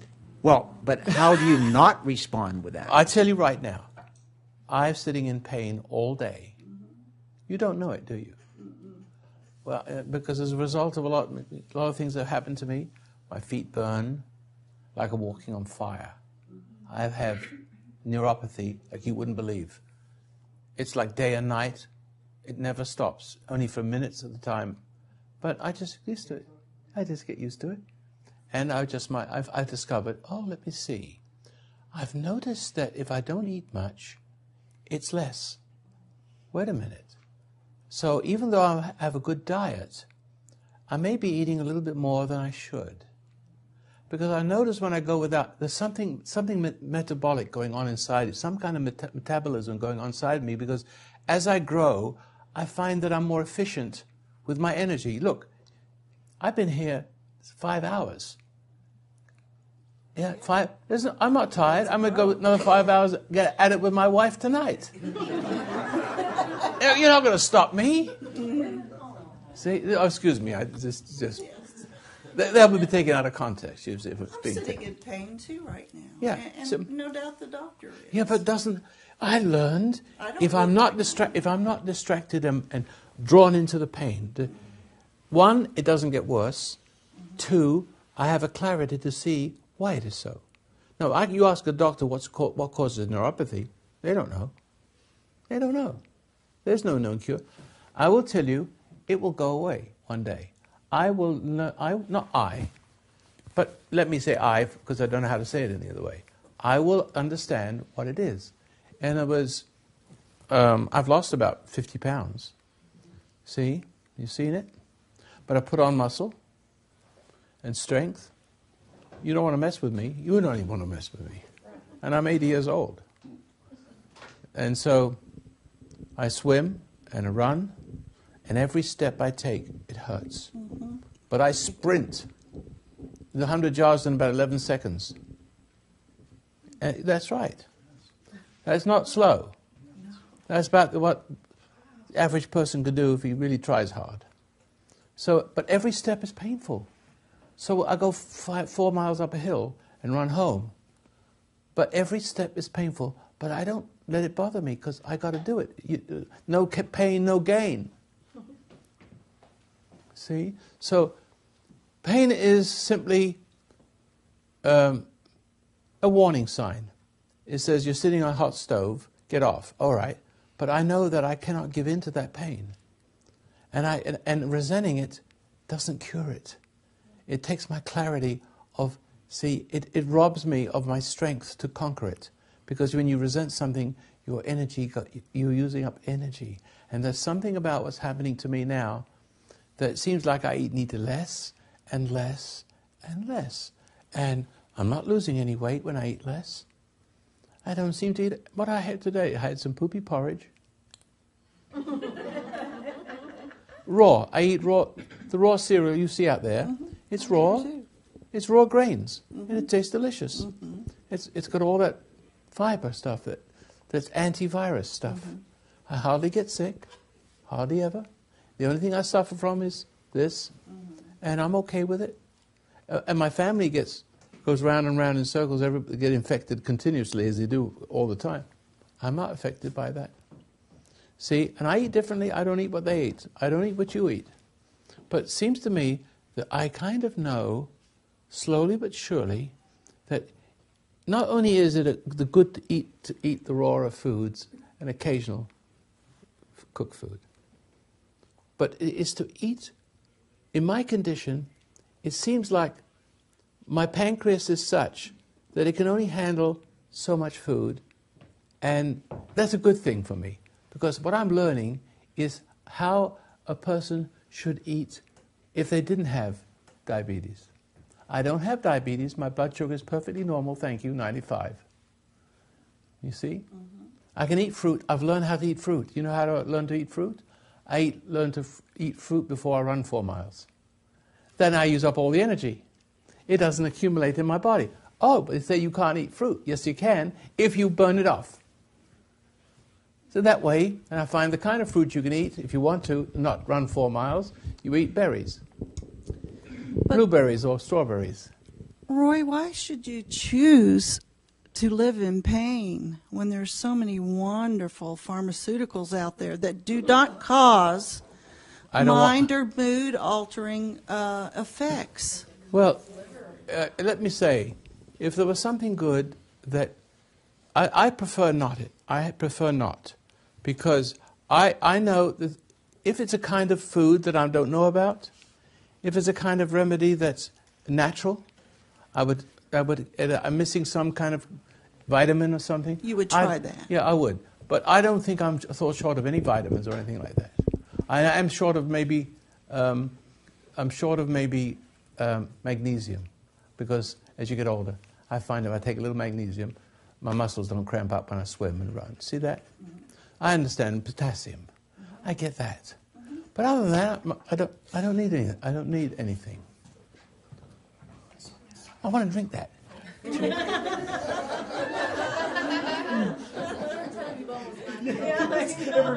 He's trying to save me. He's trying to mother me. I'm not trying to mother you. I'm trying to keep myself from having to clean it up. No, I'll clean it up.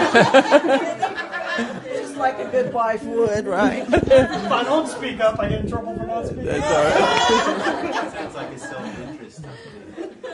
But you see where I'm going with this? Yes. It is the evolution of consciousness that shows you what nobody can show you. So if you want to know what a diet is, you're going to go to the website and you can see 5,000 diets. And how do you know which one to pick? So I pick nothing. I wait and see. And all of a sudden I start to notice things. look, my thesis up on the wall. You want to read it? You can. But I notice things. And not only notice about science, but also the body is much more complicated. It has language. Your body has a language and it's talking to you. But it doesn't talk to you the way science does. Science is obvious to me. It talks to me. It's clear. But my body is much more complicated than the art of making rocks. See? That's easy stuff. But my body talk. But I'm learning what. So one of the days I'm going to write a book on. I'll write a book on medicine. What doctors can't tell you. What you do between pills. How to get off the pills. But first of all, it starts with one thing. If you have no clarity, if your emotion, you cannot see it, and you cannot do it. And if you can see it, and you're upset, you cannot do it. See, you know what right is, and you're upset, you try to do it, and you have to get angry to do it. Your body is like a donkey, it doesn't want to do what it's told. You get mad at it, it rebels against you. To make it simple. If it's that simple, but then it's much more complicated when you have an entity. See, much more complicated when you get the entity. And when you get the entity, you get cancer. So you have just been saved from cancer. You will never get it. You will never get it. Oh my God. And you will not get it. You got rid of the reason for it. You've got faith back. And so all of your cells take heart. See how that is? Yes. It was a long time for me to say that. But it did come across, I hope. Yes. You haven't said anything. Come on. Give him the microphone. Yes. You want to speak, don't you? Yes. Mr. Masters, thank you for this opportunity. At 48 years old, I live the life I live right now is like I'm all into myself, and I will not accept anybody into my life. As a result, I haven't gotten married, and all my friends are like, sending their kids to the college, and I just listening to you for a couple of years. I think I know the answer, but I just wanted to be here today to so that you can tell me directly to my face. I did. It was all your faces. It was a whole collection of faces. It's all the same thing. What's the resentment? Resentment will take away your faith. And when you take away your faith, you're disconnected from the power that gives you grace, the force of grace. It's a non-violent force. In other words, I'm not a young man. I've been broken. I've been cut open. So I'm not as strong as I was when I was a young man. But I'm not an 80-year-old man, am I?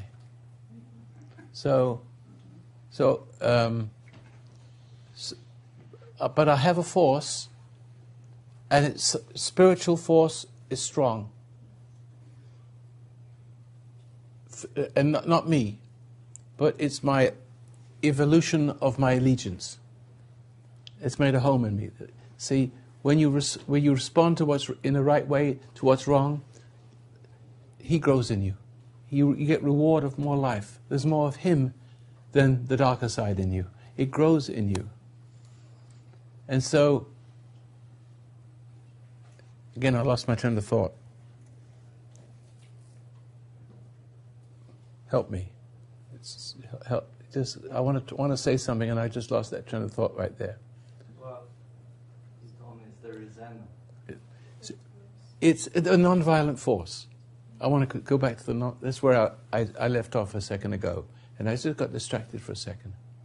Is the non-violent force is a power that doesn't require any of your emotional energy.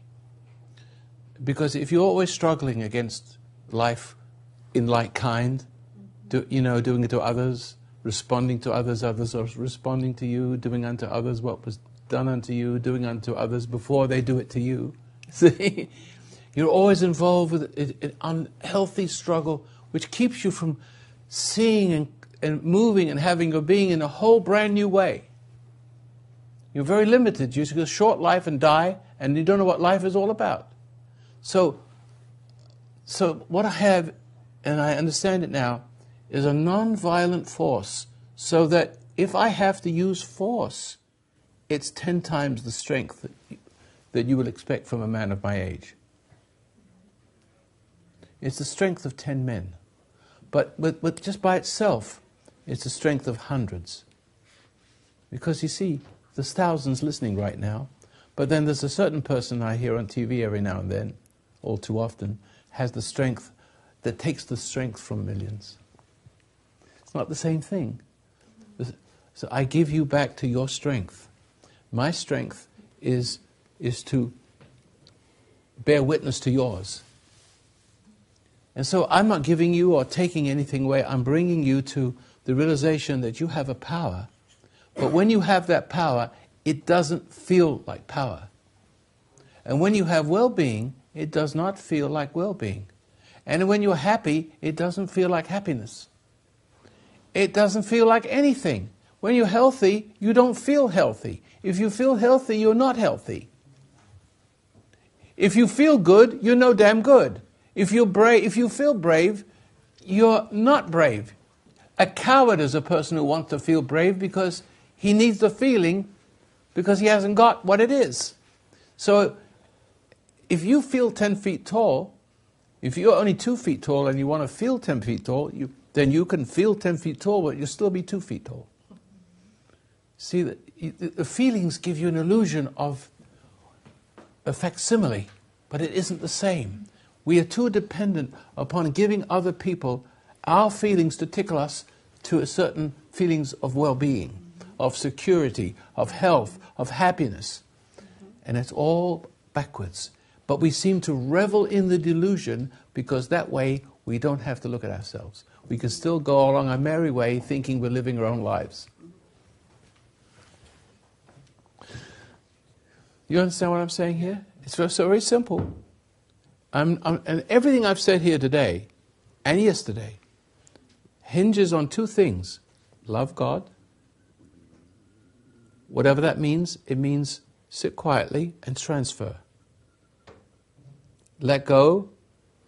Stand back from your attachment to your head. Like my friend in the back there said, he was sitting here yesterday and said very clearly, and he told me this morning when he walked up to me, my filmmaking friend, right? He says, all of a sudden I woke up one morning and it's like I'm seeing the next event 6 feet in front of me before it happens. How is that? It's because the soul is not of the world. The soul is not a creature of evolution. The cold soul is a creature of devolution if you're not careful. Ah. We want to dance?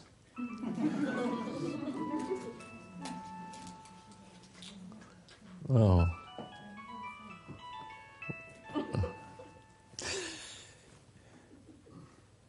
That's what you should have done before you came in. I thought it was shut off. And you thought you were a nice person too.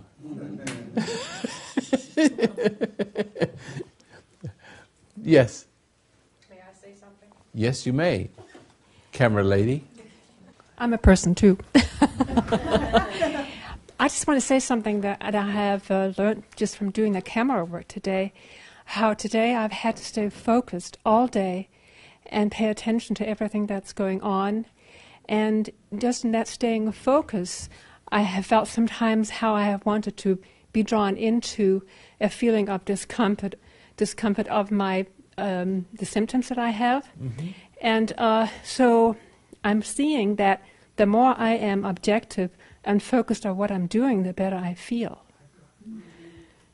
So it's really interesting exercise for me to see how, it's really showing me how I'm not doing that, and how I have not been doing that, and how I've got to do that. Yes. Well, it's also very important for you because you're a pretty lady. You've always been beautiful. Thank you. And you should movie star a long time ago, right? And Well. she got a lot of glory and she didn't have to do much but wiggle her torso to get a lot of affection and money. But so that now she's not doing that anymore and doesn't have anymore, so she needs a purpose in life. Otherwise, she's sitting there wallowing in her own little silly symptoms and so on and so forth, and having some kind of anxiety problems and feelings of tired and what do they call that? I can see how easy it is Easy to give to into your slip into symptoms. You know, of fatigue and not feeling good, That's right. and the little aches and pains. Yeah, you sort of fall into that. Yeah, but if you don't focus on it, and you focus on other things and the objective. But you like photography, and you happen to be I'm sorry? you happen to be very good at photography. Yeah, You see? thank you. So you have a way forward, and all of a sudden you find yourself now at the camera there and focusing on what you're doing and what I'm saying, and then you all of a sudden you feel a flush of meaning. Isn't that what I'm saying? Right, It's but like you're also- distracted from your problems, and you're now focusing on something that's meaningful. Yeah, and I'm listening to this voice that's saying to me, "Oh, I can't do this anymore," and I'm realizing it's that dark side in me that doesn't want It me to talks do to you. this, and I'm just pushing it aside, and I'm continuing with what I'm doing. It talks and it to goes everybody. away. You see? And when you live a life the way I've lived it, and the way I want you to live it, you don't know you can't do something. It won't talk to you anymore. It shuts up. It doesn't have a chance. Yes. Gotcha. Yes, I always a nice cat. Thank you very much. You must stand up. Yes, I can. In regard to what you just said, what I've noticed interacting with patients who are quite ill, that they don't, it's not that they resent their illness itself, their pain, but they resent the fact that they're not a whole human being anymore, and they don't have purpose in life, and they cannot be what they wanted to be. Yeah, it's all part of it. And it's all part of it, right? And they, and I always sort of point out to them that, in my opinion, you can have a full life no matter how crippled you are. That's correct. But because I say so, it doesn't make it so for them. And I pointed out too. But you also be very careful. You're still very emotional. Yes, that's and just so correct. you could be too wrapped up in your patient if you're not careful and end up a patient yourself. That is correct. See. It's very delicate business. Very delicate and, business. often I find myself that I want to go and cheerlead. No. You need to go where? Be as a cheerleader for a patient. Yes, you can do it. No. No, you can't do that. Absolutely not. And what I found about myself that when I'm falling off from the awareness, that's when I do that. It's in a way playing God. Yeah, that's right. It's I can do it. Dr. Hill, I can do it. This is so wrong. This is so wrong. And that's the moment when I become emotional. And as you corrected me today, thank you very much. I need that. That's exactly the core of my problem, why I'm so tired and so sort of, emotional and crying and this and that. Playing God.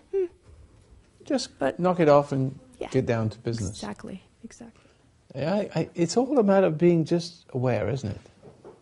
See, I'm just here watching you. I'm looking at my little beady little eyes. I'm watching all of you. Looking for a sign of something where I can be of service. Yes, sir.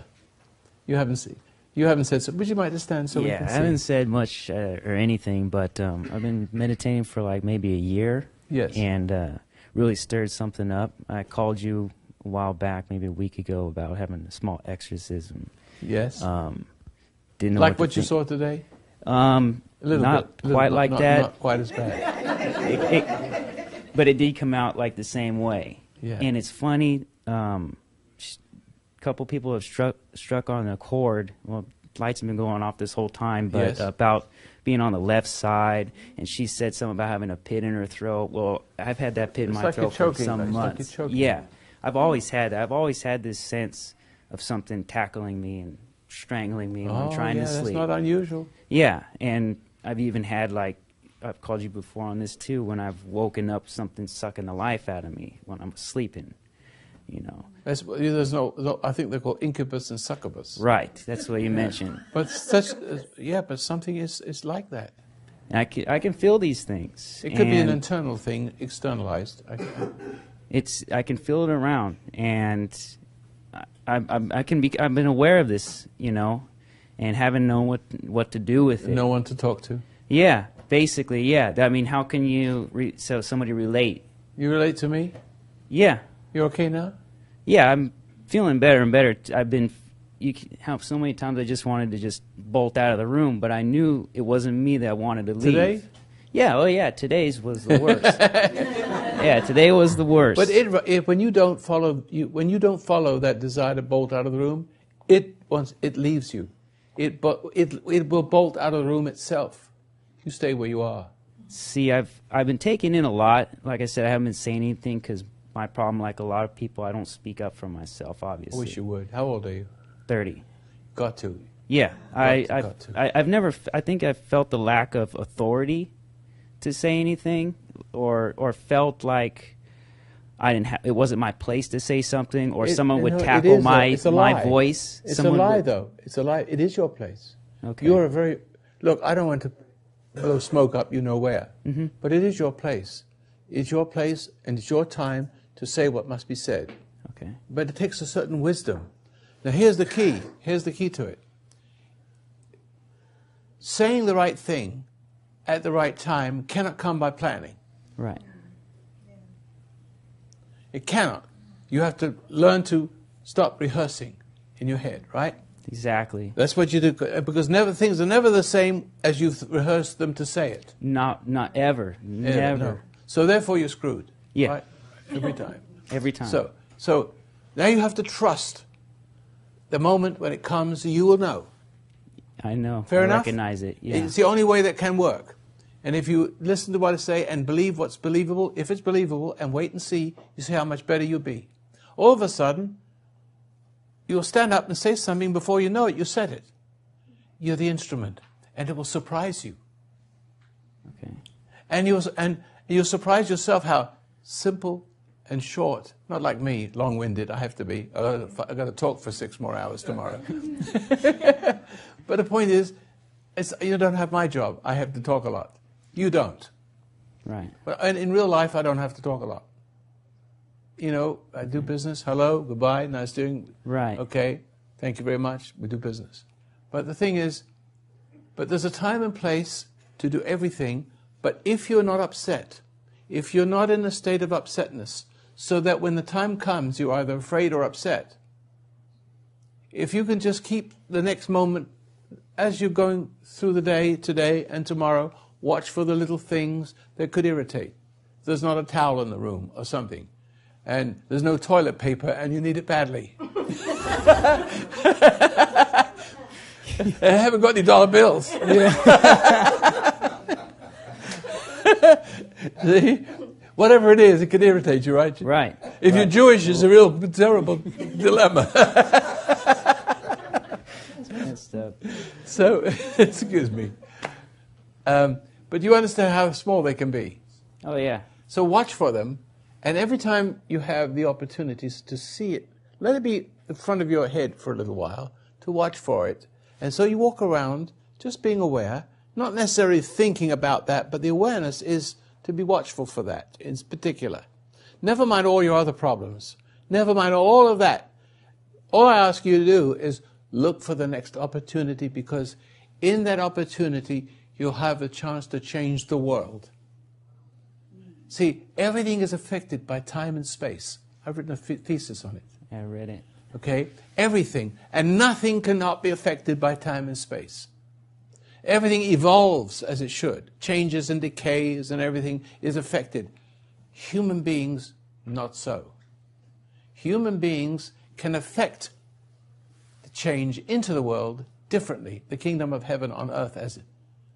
Thy will be done on earth. That's not evolution, upward. It's involution, how can I say it? It's something that ascends to the earth through you. See? And everything is pitched against you to prevent you from doing that. See, you've been locked up, so you can't bring forth the kingdom. It is because it frightens people. It frightens all the victims who are addicted to their abusers. I feel like standing in front of the floodgate. Yeah, but all you have to do is your little point is not small. You could be a great leader one day. Look, I'm insignificant. I have no education whatsoever. I have no education in psychiatry, no education in medicine, no education in hypnosis, no education in science, no education in anything. In judo, I taught myself. So, am I an ignoramus? I will stand up to any psychiatrist, any psychologist, any science on my subject, anytime, any place. You know why? I understand it because it's revealed to me. I know it because I know it. If you ask the physicist on this subject, he only knows it because he's been told.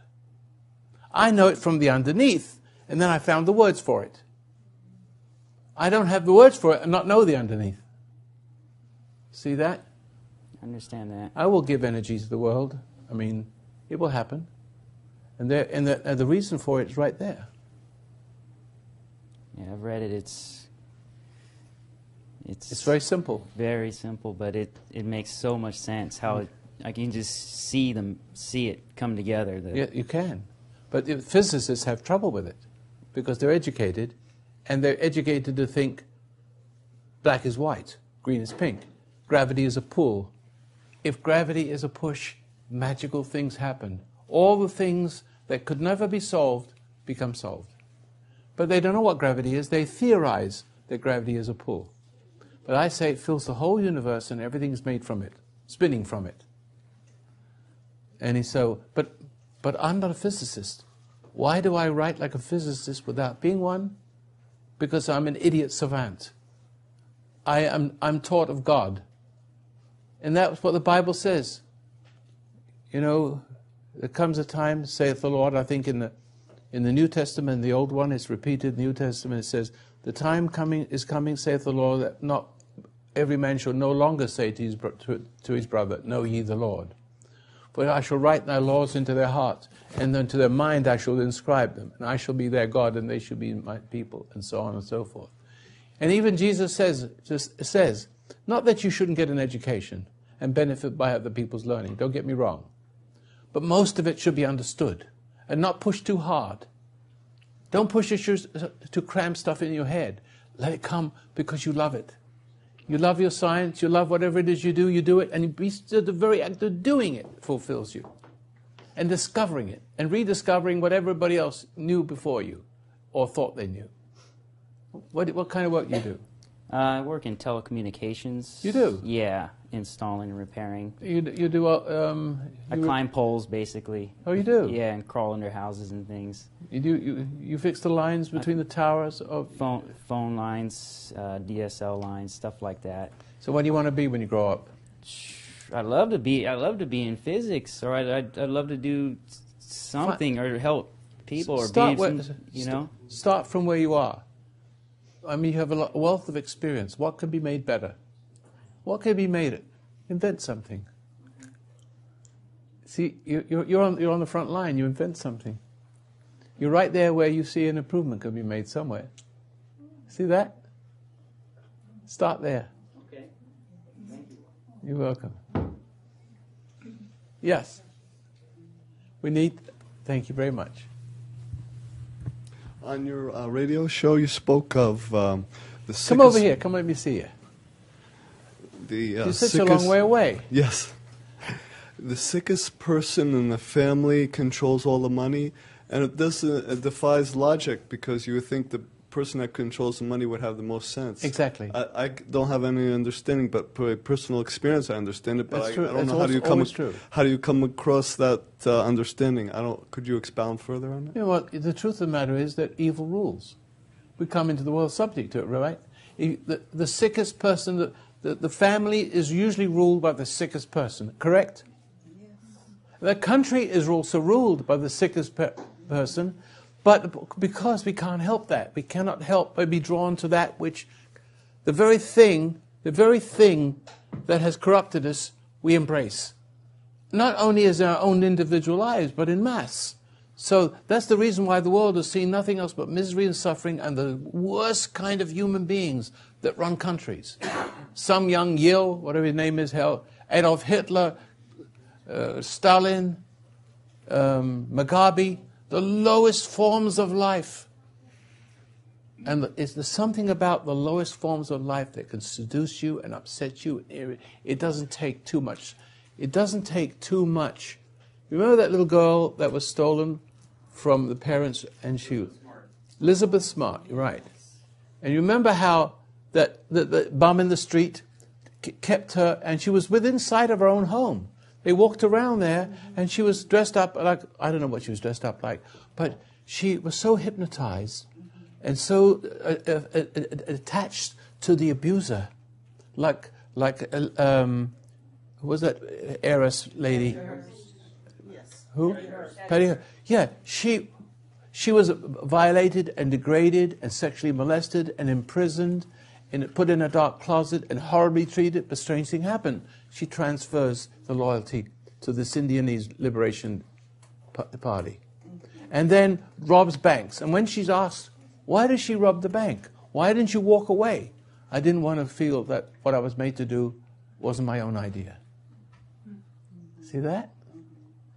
So, and then there was, of course, what they call the Stockholm Syndrome, where this phenomena was begun to be understood, and the communists have understood this and engineered, cleverly engineered, sophisticated the engineering of the downfall of people, so that the worst kind of human being will rise and suck the life out of the best and rule over them. But in Paradise Lost, this is what you saw. What you saw was the reverse. Adam was rich. He had eternal life. He was God's son.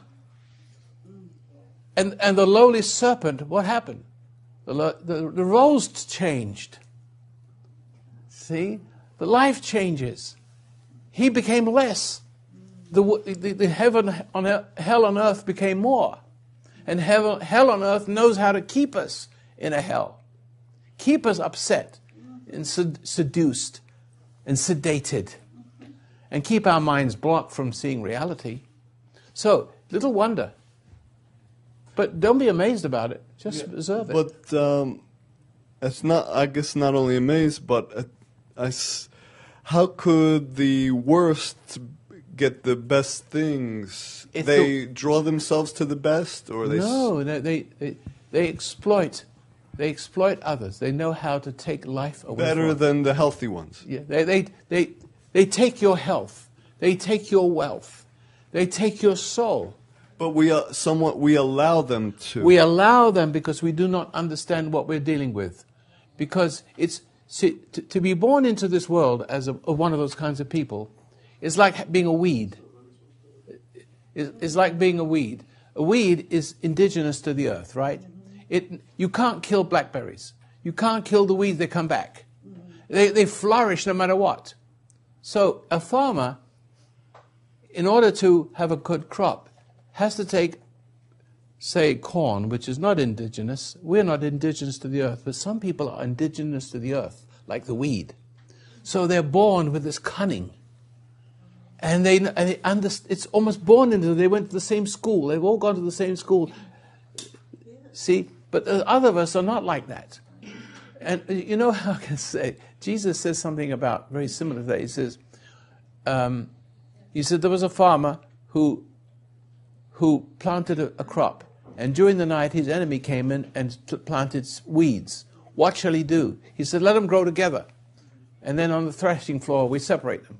So we are born into the world, you're born into the world, but you're not of this world. But other people are.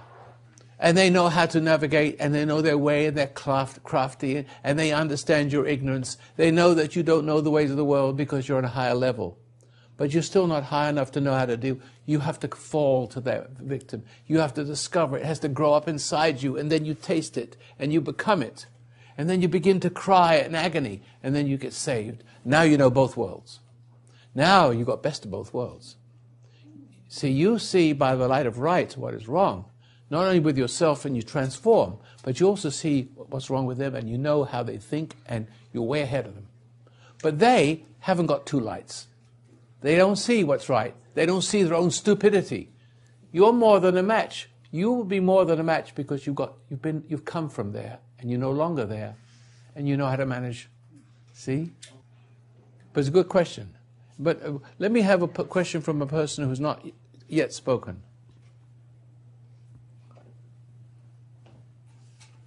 That's nice of you. Thank you very much. You know, I want to go back to this half a glass of water and the hypnotizing somebody. Yes. Now, every time they see a half a glass of water and they stand on their head, yes, do they feel a resentment before they do it? That's a good question. The answer, probably not, because they've adapted it. When you've adapted, it is natural for you to do it. So we've adapted also. We've adapted to where we don't feel the resentments. But once you start to see, if for instance, that you've adapted to eating too much, it's almost natural. I've got that down. Yeah. But if you adapted to it, it could be, well, that's where life is. Food is good. I like food. What are you talking about? I mean, is something wrong with you? You don't like food? Everybody likes food. A big argument. So you're happy with food. So there's no resentment towards it. You just swallow it down, right?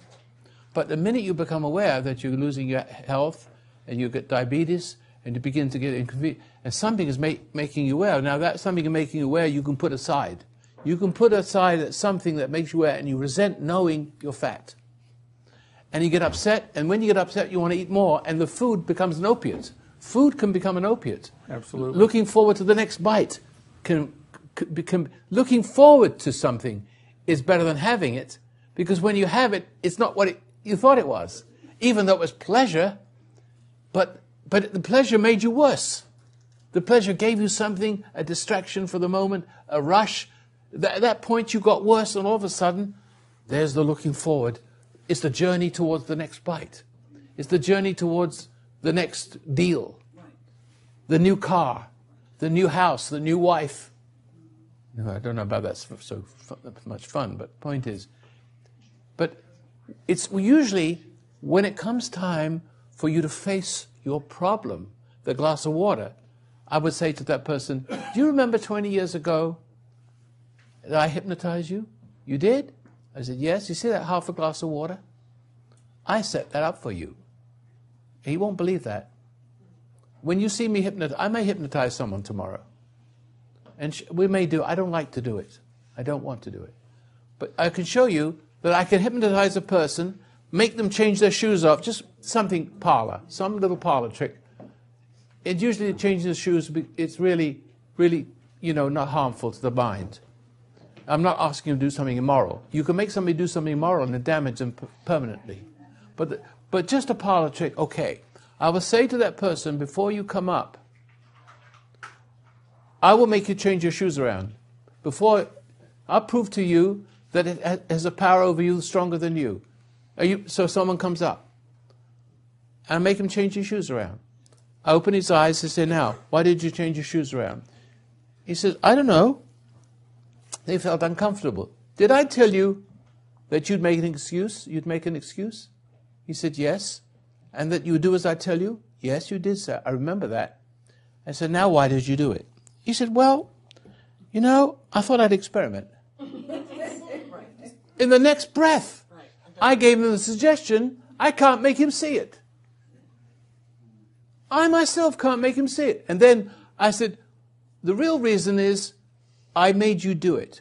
But he's still in a hypnotic trance. He doesn't know it. He hasn't really woken up yet because he never does. It looks like he's opened his eyes. He's opened his eyes, but he still has a relationship with me. So when I say, I made you do it, now why did you do it? He said, you made me do it. But he still doesn't know. He doesn't know that I made him do it. He just repeated it. But he's still that's how bad it is.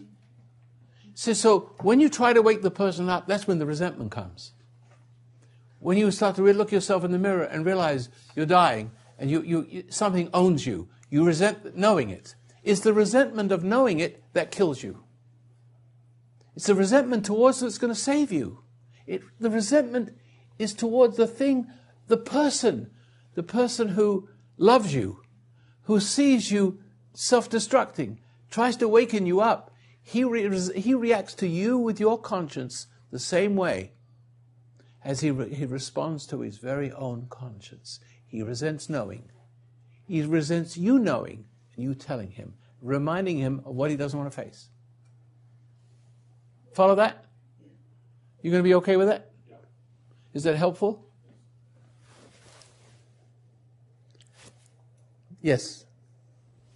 Is he still being hypnotized when you tell him everything?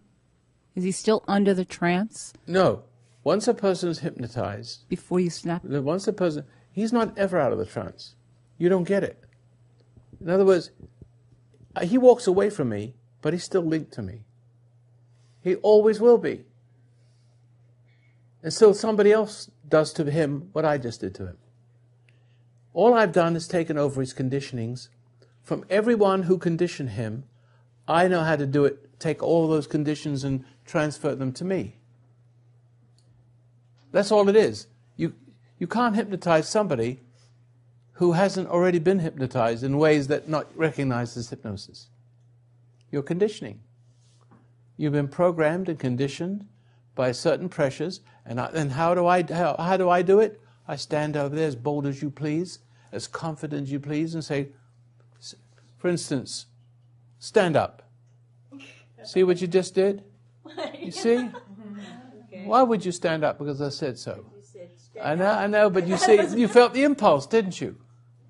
You felt the impulse to stand up. You were sitting there all by yourself. I said, point my finger at you. That's hypnotic. That's hypnotic. You know what? I've had 500 people. Someone says, can you hypnotize all of us here? I said, certainly. All at once? I said, but if I hypnotize everybody, you wouldn't know you were hypnotized. I have to have some witnesses. I said, but would you like to see me do it? Yeah! I said, okay. Everybody stand up. Everybody stands up. I said, now, you got any rings on your fingers? Put them in your pocket. Loosen your tie. Now turn to your friend, to the person and shake hands with and say good morning. And then we start. Everybody did it. I said, you see what I mean? It's progressive involvement. Progressive involvement. In other words, okay, they think they're participating. They're already forgotten. I'm already working on them. It's progressive involvement. Slowly but surely. But I do it quickly. But you see, I'm not here to do this. I'm trying to, for transparency, I want you to understand that how a person gets you by the force of their personality, it's irritating force of their personality, like being too close in your face when they're talking to you. Say, get out of my face. That's what you should do. Did you mind getting out of my face? You're too close to me. But you put up with it. Their bad breath and everything. Yeah. Yeah, Roy. Yeah. One last call. We got to go home. Okay. We've been here 3 hours. Yeah. I'm ready to go another 3 hours if you are. Throughout my life, I've been victimized by, you talk about terrorism. I mean, terrorism is nothing new. Terrorism is hypnosis. I remember very distinctly, as far back as when I was 6 years old, one of the neighborhood sadists lured me into his garage when I was 6, locked the garage door behind me, and terrorized me for about 2 or 3 hours, saying the walls were going to come in and crush me to death. And he was playing all kinds of weird music. But you don't look like the person who'd let anyone take advantage of you but right at now. 6. I know, but right now, you don't look like the person that anybody won't want to mess with you, right? Is this just a front you got, this sort of tough guy? Or are you now strong that you don't let people do this to you anymore? What are you now? Because you look... I don't think I can let anybody take advantage of me. Not anymore, like right? that. No. So something's happened. I had to learn a hard lesson. But you're not here to learn how not to do it anymore. You're now stronger now, right? Yeah. Okay. That's all I want to know. Because I just sense that you're not... You talk about the past, but you're not that way now. Haven't you learned from experience? And haven't you learned by when people intimidate you, you get irritated, or you give in to the fear? Yeah. Look, here's the rule again. When people intimidate you, if you get upset and you say something, it makes it worse. If you get upset and you do something, it gets worse. Yeah. But if you don't get upset and say something, it's the right thing. If you don't get upset and do something, it's always the right thing. If you don't get upset and do nothing, You wait until it is the right time to do it and the right time to say it. You don't carry it with you, mumbling to yourself, looking for the opportunity to bash him. See? See? If he says that to me, I'll say that to him. See, it is that you have a clear mind, and there'll come another time, and maybe another time, and maybe 10 more times before you'll say, excuse me though, but when that time comes, the efficacy of what you say carries such a force that it doesn't take only but a few words, but there's something about the timing and the place and the non-violent force that will bowl them over. See, they won't know how to answer you. Okay? Now, you're going to come in tomorrow, because will you come in the end to come tomorrow? You okay? Come in. You do? Well, come over here.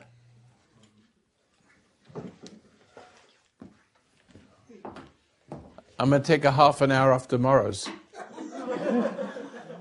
Okay. Let's have it. Get it out of your system. I've known you for a long time. And every time I come into the restaurant where you worked, I say, how's your judgments? You ready to give up your judgments now? You can't get married. You can't do anything right. You're a people pleaser. Yeah. And you do so much, and people take advantage of it. You do so much. Somehow the approval you get never seems to be enough. Right, basically. So you have a lot of judgment towards people, don't you? I do. Well, so why are you up here? You feel something stirring around inside you. Let it come out. Let it come out. It's time. Come on.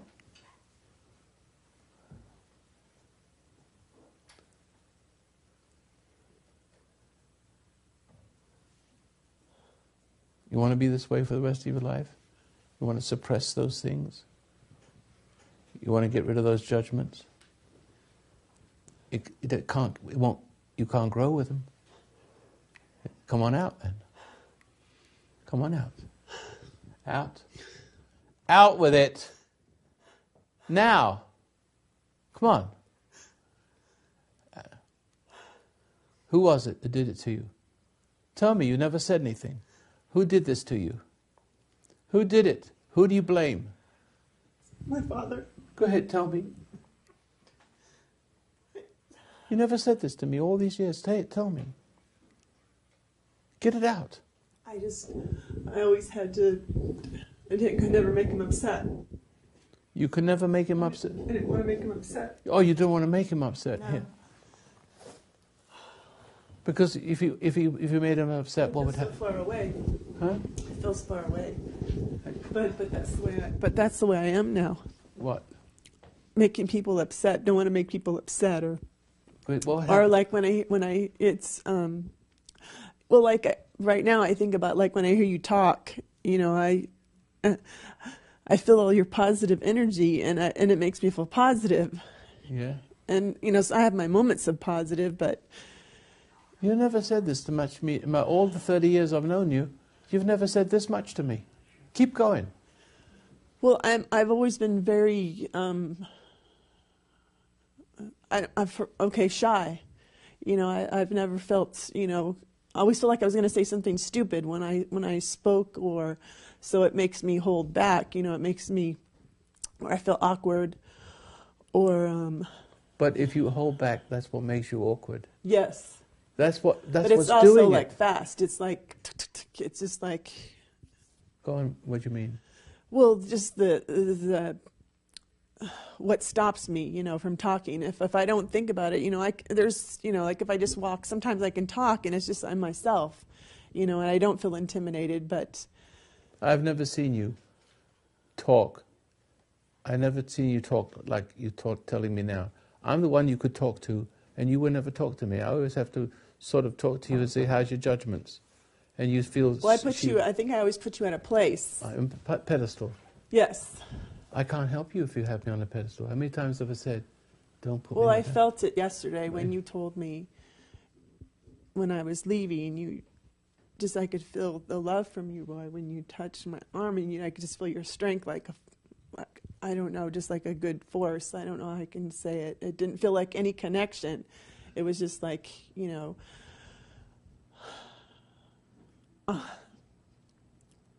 I'm in the place of your dad. That's what it felt like. It felt like you were a dad.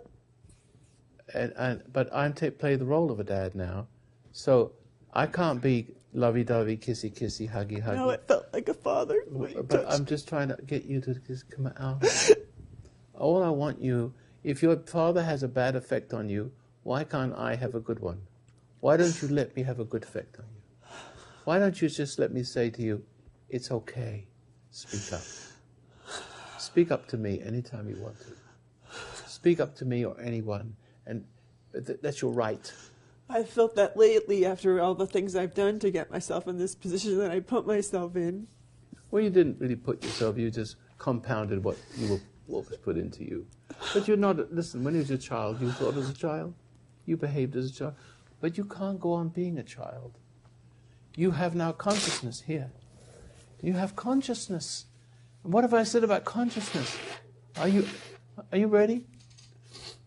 I mean, are you ready to look at your miserable condition and look at the irritations, and when you see some injustice or something improper, just watch the irritation, because that is what keeps you dumbed down. That's what reinforces the fear of speaking up, so you don't. It's what makes you feel stupid. I don't think you were here this morning when I spoke about this sort of thing. Can you not do that now? Okay? Yes. Will you come in tomorrow and we'll talk more? Yes. See? Yes. Do you think you can practice when you're in the kitchen and everybody treads on everybody's toes and people do things that are stupid, whatever it is? Watch the irritation, the little judgments you make, because that's really more of what. Well, I feel it since I've been alone, and I've been alone lately, really away from everybody, and I feel it. The best thing that happened, you got fired. It is. You pushed out on your own. It is. We all love you. I know. Because you're basically a good person. But we put up with your nonsense. You put up with your. But I can't be like this. You can't be that way anymore. I know what had to happen, but it's been really hard. It's been a long time, hasn't it? But you're still a young person. You wasted a lot of your life, haven't you? And all you had to do was give up resentment.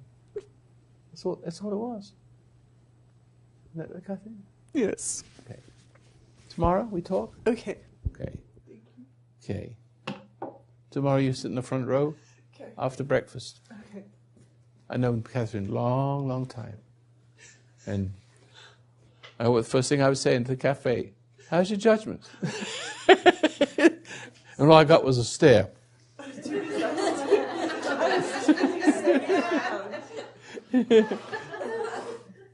But I tell you what I'm learning.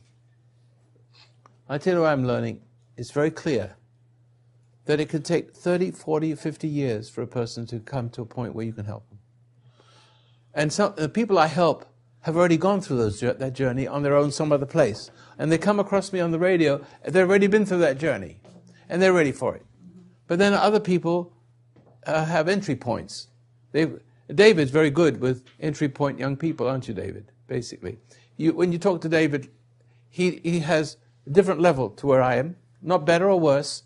Entry point, where he speaks to young people or to people on, the lesser of the more riveting, frightening aspects of getting well.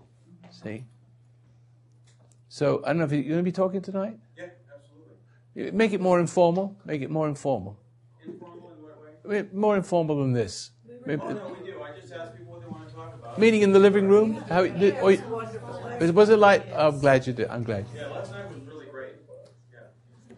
Well, I'm glad you enjoy him. Yes. But if people that wanted to meet my little boy, I brought him. Oh, yes. But don't make him prima donna. Just leave him alone.